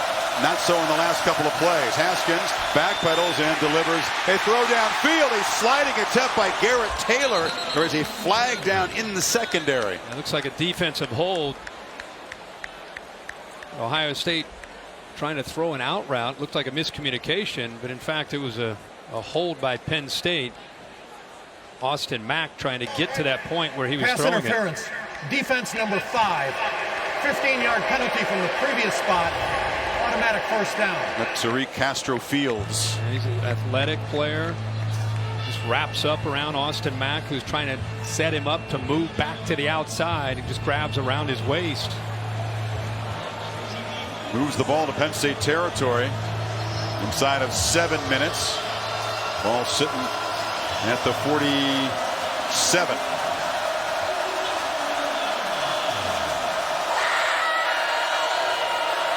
Didn't take Ohio State long to threaten.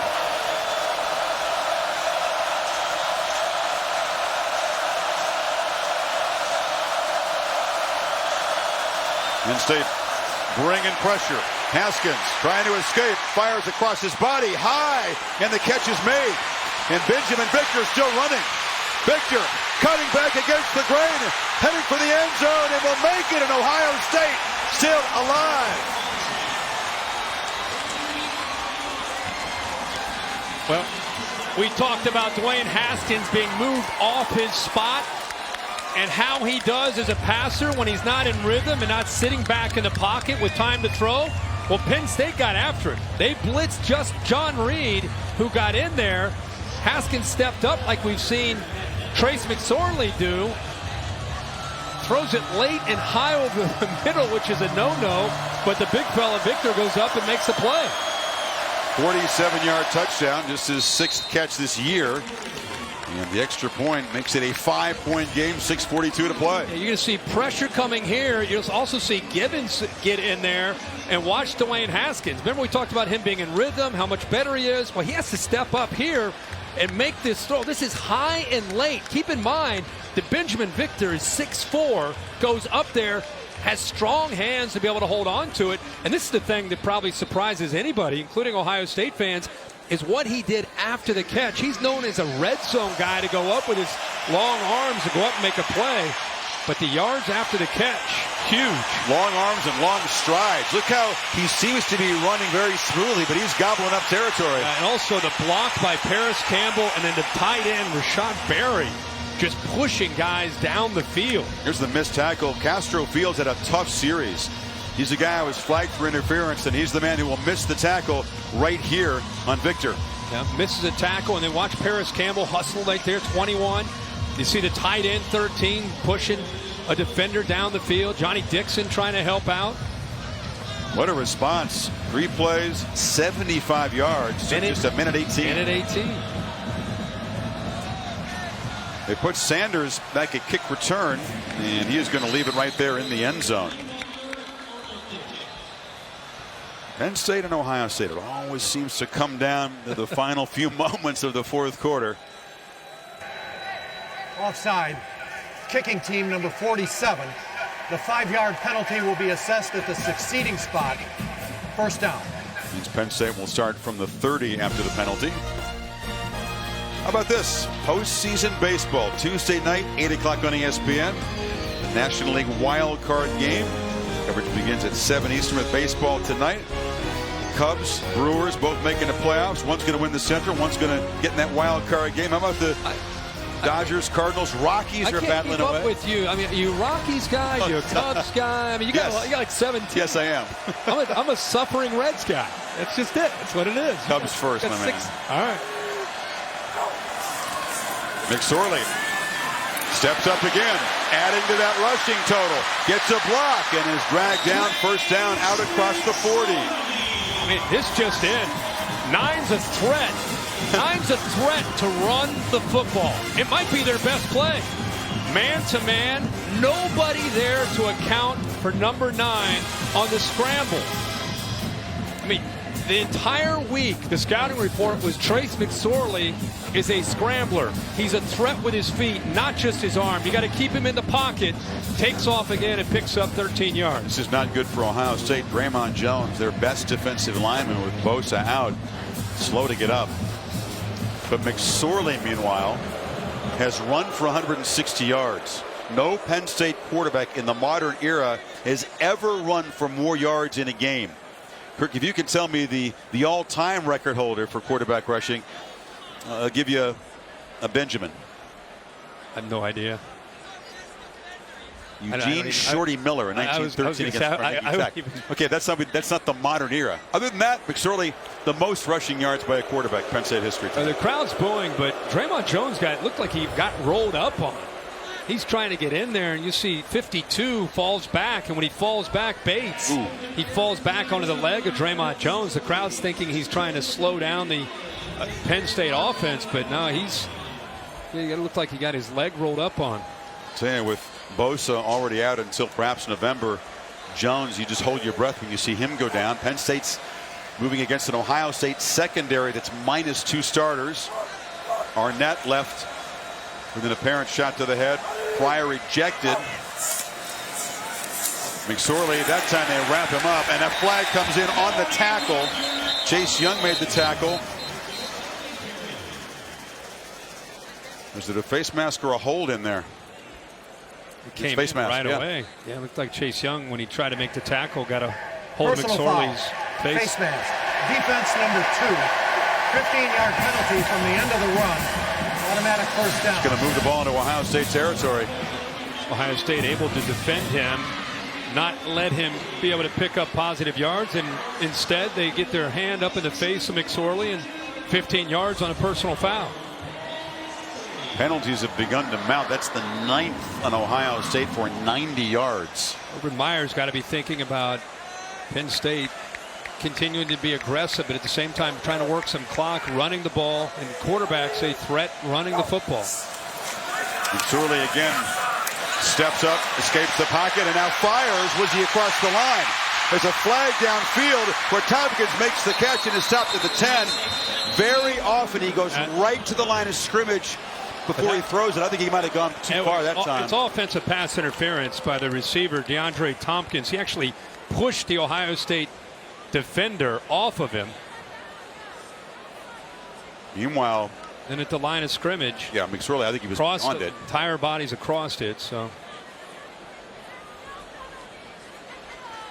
he has tremendous awareness of this. Rarely does he go across the line. He often steps right up to it, but this time he went too far. If any piece of his body at all is behind the line, he's good. There are 2 fouls on the play. His entire body's across. Watch Tompkins here. Offense. Push Kendall Sheffield. Number 3. In addition to that's that, how he got open. The Penn State quarterback was beyond the line of scrimmage when he threw the ball. That's an illegal forward pass, 5 yards from the spot of the pass with a loss of down. The illegal forward pass foul is declined. The offensive pass interference penalty is accepted. So the across the line doesn't matter. The offensive pass interference moved the ball back into Penn State territory. You're right, Trace McSorley. We've seen it his whole career. We saw it tonight. Does a good job of, I kind of call it baiting the defense, the linebackers especially, the safeties, to get their eyes on him, to come off their receiver, and then he likes to find, he scrambles to throw, not always to just run unless you're going to give it to him. That time he could have run. He obviously saw downfield that he got a little greedy. He went for the big play. Yeah. It's a very, very costly penalty. You don't see offensive PI too often, but makes it 1st and 25, way back at the Penn State 43. Typically, that's a drive killer.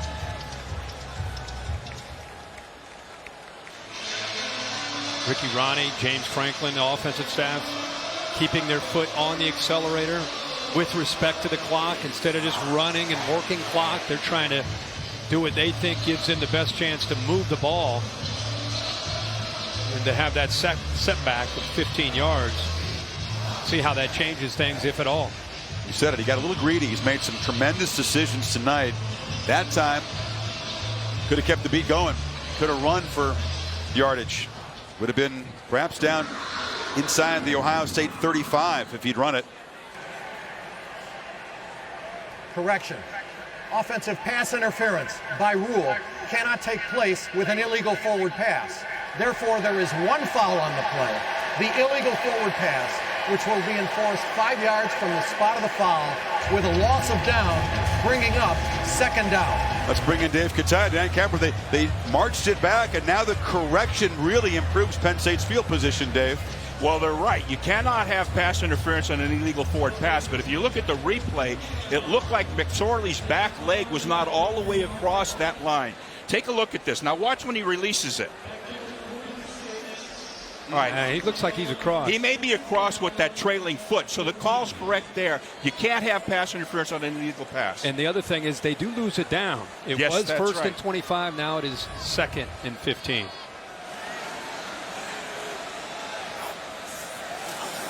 Pressure. McSorley escapes again and powers down inside the 40. Again, I'm continue to be surprised by the Ohio State linebacker play. This play is clearly not catching them off guard. They just can't stop it. We've seen linemen downfield blocking, and this time we see Miles Sanders leading the way picking up a block there on tough Borland to give him more positive yards. Gives him a chance here on 3rd down. They need 6. They're not in field goal range. Inside of 5 minutes to play.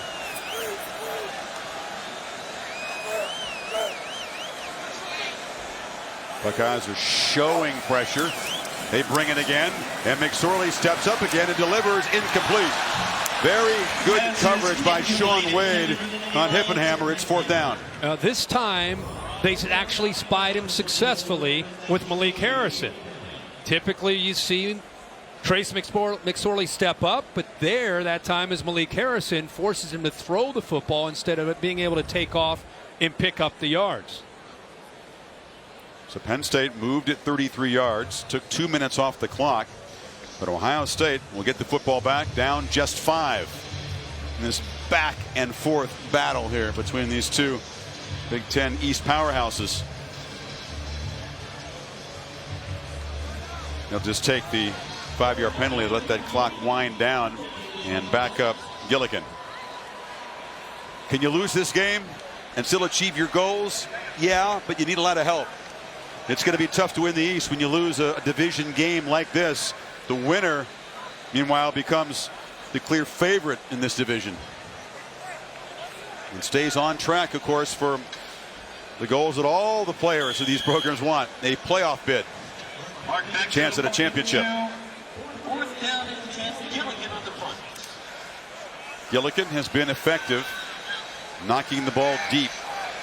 These coffin corner punts. And this one is a low kick with backspin that bounces at the floor and just stops right there. A sandwich perfectly executed will pin Ohio State back. A slow start for the junior punter, but that was clutch. And Cassidy Hubbard will have the Ford wrap-up show when this one is finished. But there's still some chapters to be written in this rivalry game. Here comes Dwayne Haskins. A slow start. He got going in that 3rd quarter. The big play to Benjamin Victor, but they are 96 yards away from the end zone of the lead. And need a touchdown. It's been a tough night, a night for Dwayne Haskins to grow up, and he happens to be right smack dab in the loudest part of this stadium, right in front of the student section. Haskins from the end zone, flips it short. Bobble initially, but Dobbins has got it, and Dobbins has got room. Cuts back, still running, out to the 40. A huge play. The second time the tailback has made a huge catch and run. And give Ryan Day a lot of credit for this on 1st and 10. He knows that Penn State's going to come after Haskins, gets those linemen out in front, picks up a couple good blocks, and when you get Dobbins into the open field, things can happen positively for Ohio State. 35 yards to escape the noise of the student section in their own end zone. And now Dobbins bangs forward for 7 more. Good push in the middle there by the left side of that Ohio State offensive line, along with the center, Michael Jordan. Got to get him out, get that sod out of the face mask. Mike Weber comes in. Now you're sensing a little bit of urgency right now from Haskins. And you're sensing anxiety from this Penn State crowd, still trying to help the defense. They show pressure again, and they bring it. And Haskins gets protection and lofts it for Mack. That was in between 2 receivers and not near either one of them. Yeah, I think it was to Luke Farrell, the inside receiver, the big tight end. He was in a one-on-one matchup with Nick Scott, but the ball goes over his head, and like you said, in between Farrell and Austin Mack. Bigger Meyer is going to elect to go for it, so they have 2 plays to get 3.5 yards.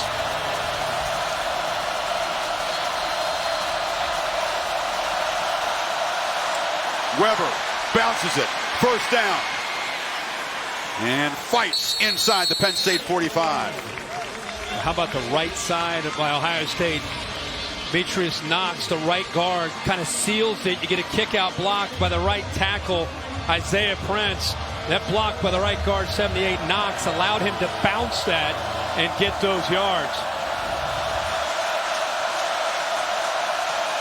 Empty backfield, 4-man rush. Campbell in traffic. Paris Campbell bounces free and is knocked out at the 30. It's another 1st down. Paris Campbell is known as their screen man, their bubble screen, jailbreak screen, yards after the catch guy. It's a matter of time do they want to get his hands on the ball, try to give him a chance to accelerate upfield. You wonder if Penn State's considering a defensive timeout. Their unit looks a little worn out at the moment. All 3 timeouts.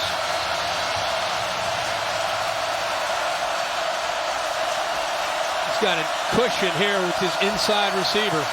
4-man rush, protection, and incomplete. Trying to get it to Campbell on a crossing route.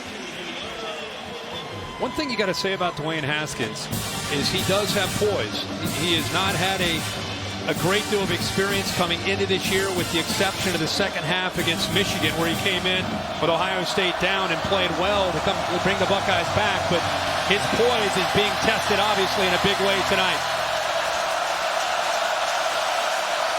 Dobbins knocked down. It'll be 3rd down. It was J.T. Barrett having the finest passing quarter of his career against Penn State in the comeback win in Columbus a year ago. And Haskins trying to channel some of that poise of his predecessor.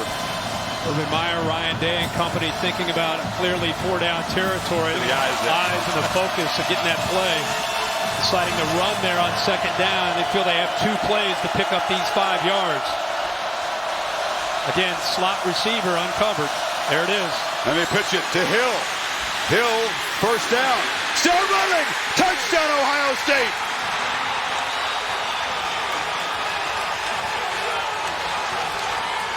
Buckeyes have the lead, 2:03 to play. Now, the play before, I thought they might go to it because that slot receiver had that cushion.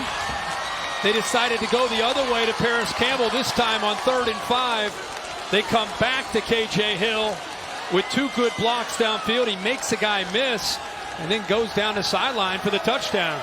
Offense on the field to go for 2. Try to stretch the lead.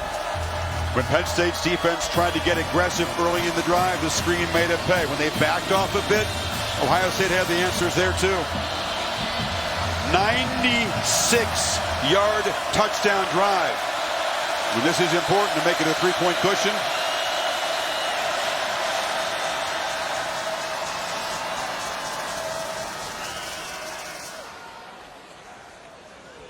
We've seen some drives today between teams trying to stay in contention for the college football playoff. Delay of game. Offense. 5-yard penalty. Try for point. That'll be more difficult 2-point conversion if they still like to do that. We saw Clemson, that drive we talked about, engineered by Chase Bryce, to come from behind to beat Syracuse. And Ohio State, 2 touchdown drives after Penn State led by 12 with 8 minutes to go. That, an epic march there. Yeah, 8 plays, 96 yards with the game. You're trailing, game on the line. Against the toughest environment in all of college football, beginning in the loudest part of the stadium. Ryan Day deserves a big-time assist there with those play calls on that drive. And now another whistle before the snap. Ohio State spent a timeout. Prior to the snap. Charge timeout. Ohio State, their first, and it's a 30-second timeout. Like I talked about, Penn State stacking the line, but look at this. You have such a cushion there. That gets the ball out to K.J. Hill on the outside. What I found interesting here is that Austin Mack has a chance to block the undersized Reed or the bigger safety. He goes for the safety, freeing Reed, who's smaller, to have a one-on-one opportunity, and K.J. Hill makes him miss. Great decision by Austin Mack to get the safety, and then McLaurin comes over 83 to help out as well on Castro Fields. That was Reed who just whiffed. 2 blocks were thrown there. It was 3-on-3 on the edge, and the Buckeyes won that one. It's been a tough tackling fourth quarter for the Penn State secondary. Sure has. But Austin Mack coming off, I thought was interesting, coming off of the corner Reed and picking up the more physical Nick Scott. Great decision on his part to give K.J. Hill that one-on-one matchup with the undersized Reed. This is big, obviously, because if Penn State can stop this conversion, a field goal would win it.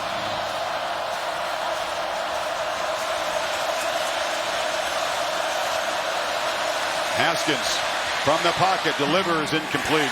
He was trying to get it to McLaurin. Coverage was good from the safety Scott, and the lead is still 1. So he just set it up for Dwayne Haskins. What do you have in you, kid? Can you drive down? And now You're going to give Trace McSorley 2 minutes and 3 seconds and 3 timeouts, and he needs to get in the field goal range to have a chance to win this game for Penn State. And he faces an Ohio State defense that doesn't have Isaiah Pryor, the safety ejected for targeting here. Doesn't have Damon Arnett, who was sent out of the game. Love to see if Draymond Jones, their best defensive lineman, comes back on the field. He left injured the last series. A whole bunch of guys having to dig very deep. This has been typical Buckeyes, Nittany Lions. Very physical, very hard hitting. The ice baths will be full after this game for a few days. Tony Alford, running back coach, talking to J.K. Dobbins.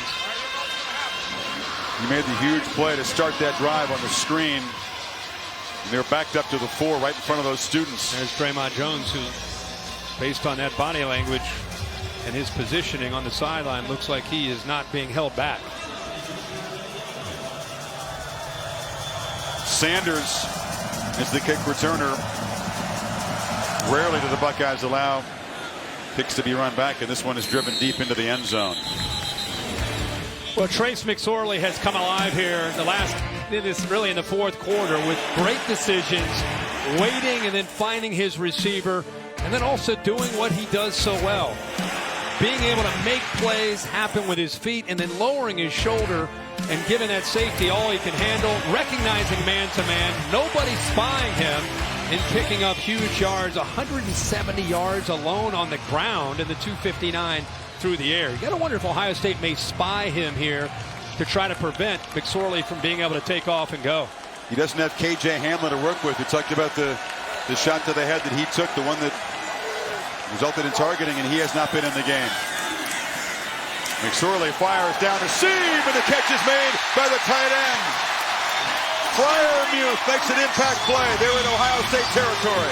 Hits this seam right here. You got a safety in the middle. You got to throw that again right on a line to give him a chance to catch it and get down to protect himself before the safety comes over to try to separate him from the football. Huge play, plenty of time and all 3 timeouts. McSorley hesitated, and that time he'll be dropped, and they got him by the face mask again. Flag comes in. It's again going to be on Chase Young. Chase Young in there, in position, does a good job. He just keeps getting his hand up high into the face of McSorley. That's a face mask. Well, he thinks he got the shoulder pad here. Did he grab the shoulder pad? Ohio State players are lobbying that it was not the face mask. There is no foul on the play for a face mask. It's second down. The way his head moved made the official think it was the face mask, and that's why he stated his case. He grabbed a hold of the shoulder pad. His hand actually grazed his face mask and then came off and grabbed the jersey. 2nd and 14.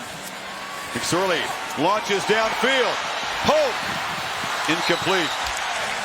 Pass was out of bounds, fading away. Sheffield in coverage.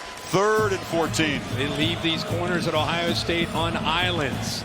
May the best man win. There's no safety back there to help out. Kendall Sheffield, one of the fastest players on Ohio State, and Brandon Polk has a great relationship and chemistry, goes all the way back to their high school days with Trace McSorley. McSorley needs some magic here. 2 plays to get 14 yards. This is where his scramble has been effective for Penn State. Malik Harrison, who's sometimes spied him, is right there, but shows blitz from the outside. Now they show pressure up the middle, and McSorley still got the football. Makes a cut and dives down short of the marker. It'll be 4th down. Ohio State thought that ball came out before he went down, but Trace McSorley jumped back on top of the football. So clearly an attempt, Kurt, to get some of those 14 yards. He got 9, and it'll come down to this play. Well, 2016, it was a game that went down to the wire. 2017 was amazing in the way it went back and forth, and here we are this year. Couldn't ask for much more. Back and forth, 27-26 Ohio State. 4th and 5 for McSorley, who's one of the best in the country in this situation. In fact, if you could handpick a quarterback in the entire country, 4th and 5 with a game on the line, he'd be in that discussion. Sure would be. If you're thinking one thing in Ohio State's how you're thinking, don't let a quarterback run beat us here. Nittany Lions need 5. And Ohio State spends a defensive timeout to talk about what Penn State showed them there.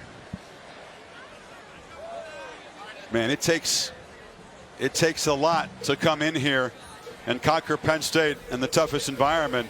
And both teams have taken shots from the other side. And Ohio State, 8 minutes to go, was down 12 points. And Dwayne Haskins had a rough, uncharacteristic night in many ways, out of his comfort zone, found a way to engineer 2 long touchdown drives, and now McSorley has to make a play here to answer. Yeah, it's been an incredible fourth quarter. Everything you'd hope for. Ohio State came back, as you said. Haskins made plays, but also he had a lot of help. The receivers, offensive line, and now we set up really the play of the game right here with 4th and 5.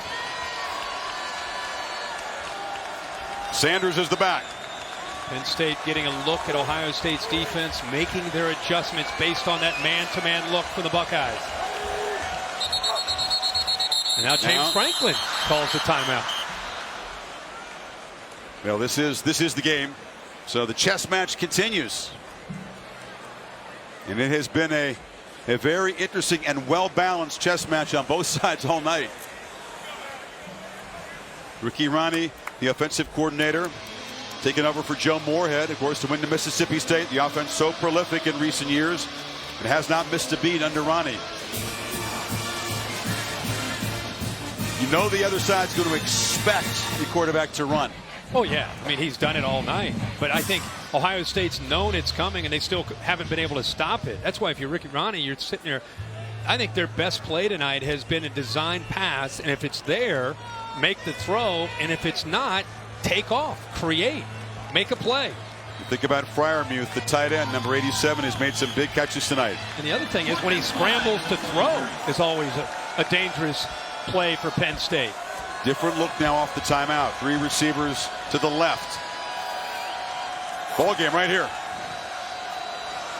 Now Malik Harrison is right here in the middle where you would think he is spying. Got to hurry. Just get it off. Sanders smothered. Chase Young, another big play. Ohio State makes a stop and takes over. And they're going to come to the whiteout and conquer the Nittany Lions. Wait, Chase Young comes way from his outside on kind of a stunt that played right into the hands of what Ohio State wanted. I'll be honest, I am shocked by the play call. After a couple timeouts, meetings on the sideline, I really thought you put the ball in the hands of Trace McSorley with the option to run or throw, and instead a zone read, and they hand it off. Miles Sanders has been bottled up all night. Smothered really in the running game. Just 43 yards, and Ohio State's defense makes a stop. They were reeling early. They answered to take the lead. Penn State threw shots and got the lead back. Double-digit lead midway fourth quarter. But Haskins and the Buckeyes, 2 marathon marches, including that final eventual game-winning touchdown drive from their own 4-yard line. Yeah, it's been so easy for Dwayne Haskins. He grew up more tonight in 60 minutes than the previous 4 weeks because of what he faced tonight. This is a big night for him and really for this entire Ohio State team to be challenged like this. I've said all week, this environment, the whiteout in this stadium, when you're a top 10 team, it's as tough as there is in the country. And they obviously were tested, and they were able to come out of here with a 27-26 victory. No more timeouts for Penn State. They can't stop it after this. In Ohio State, negating a huge night for McSorley. Rushed for 175, threw for 286, but did not play a part in that final crucial 4th down play. 461 yards of total offense, breaks Hackenberg's school record. Wow. He won't care about that. It'll be his first loss at home as a Penn State starter. It's easy for anybody to second guess play calling. You and I think you have to, though. You and I rarely do that. But I will say that I was completely shocked with that last call. Just completely shocked that your quarterback has a career night his ability to run and throw their man-to-man coverage. He's been taken off and improvising all night, whether he runs for the first down or he buys time to get a receiver to separate from man coverage and throw it, but instead they hand off to Sanders. In Ohio State, their defensive line without Nick Bosa played incredibly well. Key moments tonight. And that chess match, which unfolded in slow motion, timeout after timeout, won by the Ohio State staff as Young made that stunt that you pointed out. And you're not the only one that's going to question that play call. Ohio State comes to Happy Valley and comes from behind to win by 1. And they are going to be huge favorites now in their next 4 games. They're going to be 9-0 heading to Michigan State, barring a major shock. This one will sting for McSorley. He won't question the play call, no doubt. But you wonder if he has to be thinking that he would like to play a role in that last Penn State offensive play. Urban Meyer and the Buckeyes show some grit, come in here and escape with a W. And he's with Tom Rinaldi. Chris, thank you very much. Urban, what did you say to your quarterback who had been knocked off schedule and really knocked it to an uncharacteristic performance, having to drive 96 yards to win the game? It was 96 yards against a hell of a defense, too. Great environment. I'll respect our opponent, but wow. Ben Victor making that great play. Defense making stands against a great quarterback. That's a great team win. You said we had gone wrong. Nothing went right A to Z, you told me on the way in at half. What did you tell the team? What adjustments did you make, Urban? Well, Ryan Day and Kevin did a great job, and Greg Schiano. Just great coaches, great players, found a way to win against a good team. What does it mean to you to come into this environment, get a win like this? That's one of the best wins I've ever been a part of. Appreciate it, Urban. Maria? All right, thanks, Tom. Dwayne, the first thing you said when you walked over here was that was unbelievable. Why do you say that? You know, we were down and out. We had a really hard game. We played all 4 quarters really hard. You know, we believed in each other, though. That's what's so amazing about it. We came back. We were down, never lost faith. You know, it's just amazing. Take me back to less than 3 minutes on the clock, and you orchestrate a 96-yard drive to take the lead. What was your mentality going into that drive? You know, just one play at a time. You know, people get caught up into the end game of the score. You know, ever since that drive started, we're just going to manage the game. We're going to go out there and try to do the best we can and go score a touchdown. And our defense played a great game today. So many people had questions about you, first-year starter, and coming into this raucous crowd. What do you think you answered about your ability to handle a field environment like this? I've been doing this since I was a little kid. You know, God's had his hands on me, and, you know, I was made for this. And what do you take away from this win with Ohio State? It's a great win, really great momentum shifter for going into next week, your homecoming versus Indiana. You know, I'm just so proud of my boys, so proud of my defense. You know, we're going to enjoy this win. All right, congratulations. Thank you. Thank you, Maria. The folks in Scarlet have made their way from the upper deck to sing and celebrate with the Buckeyes. Penn State on the other side. 7 for 10, 2 touchdowns for Haskins in the 4th quarter. Penn State left a lot of points on the board in the first half and late as well. Yeah, I mean, there's so much to say about this. Penn State shouldn't drop number 1 in the rankings, in my opinion. They're a top 10 team.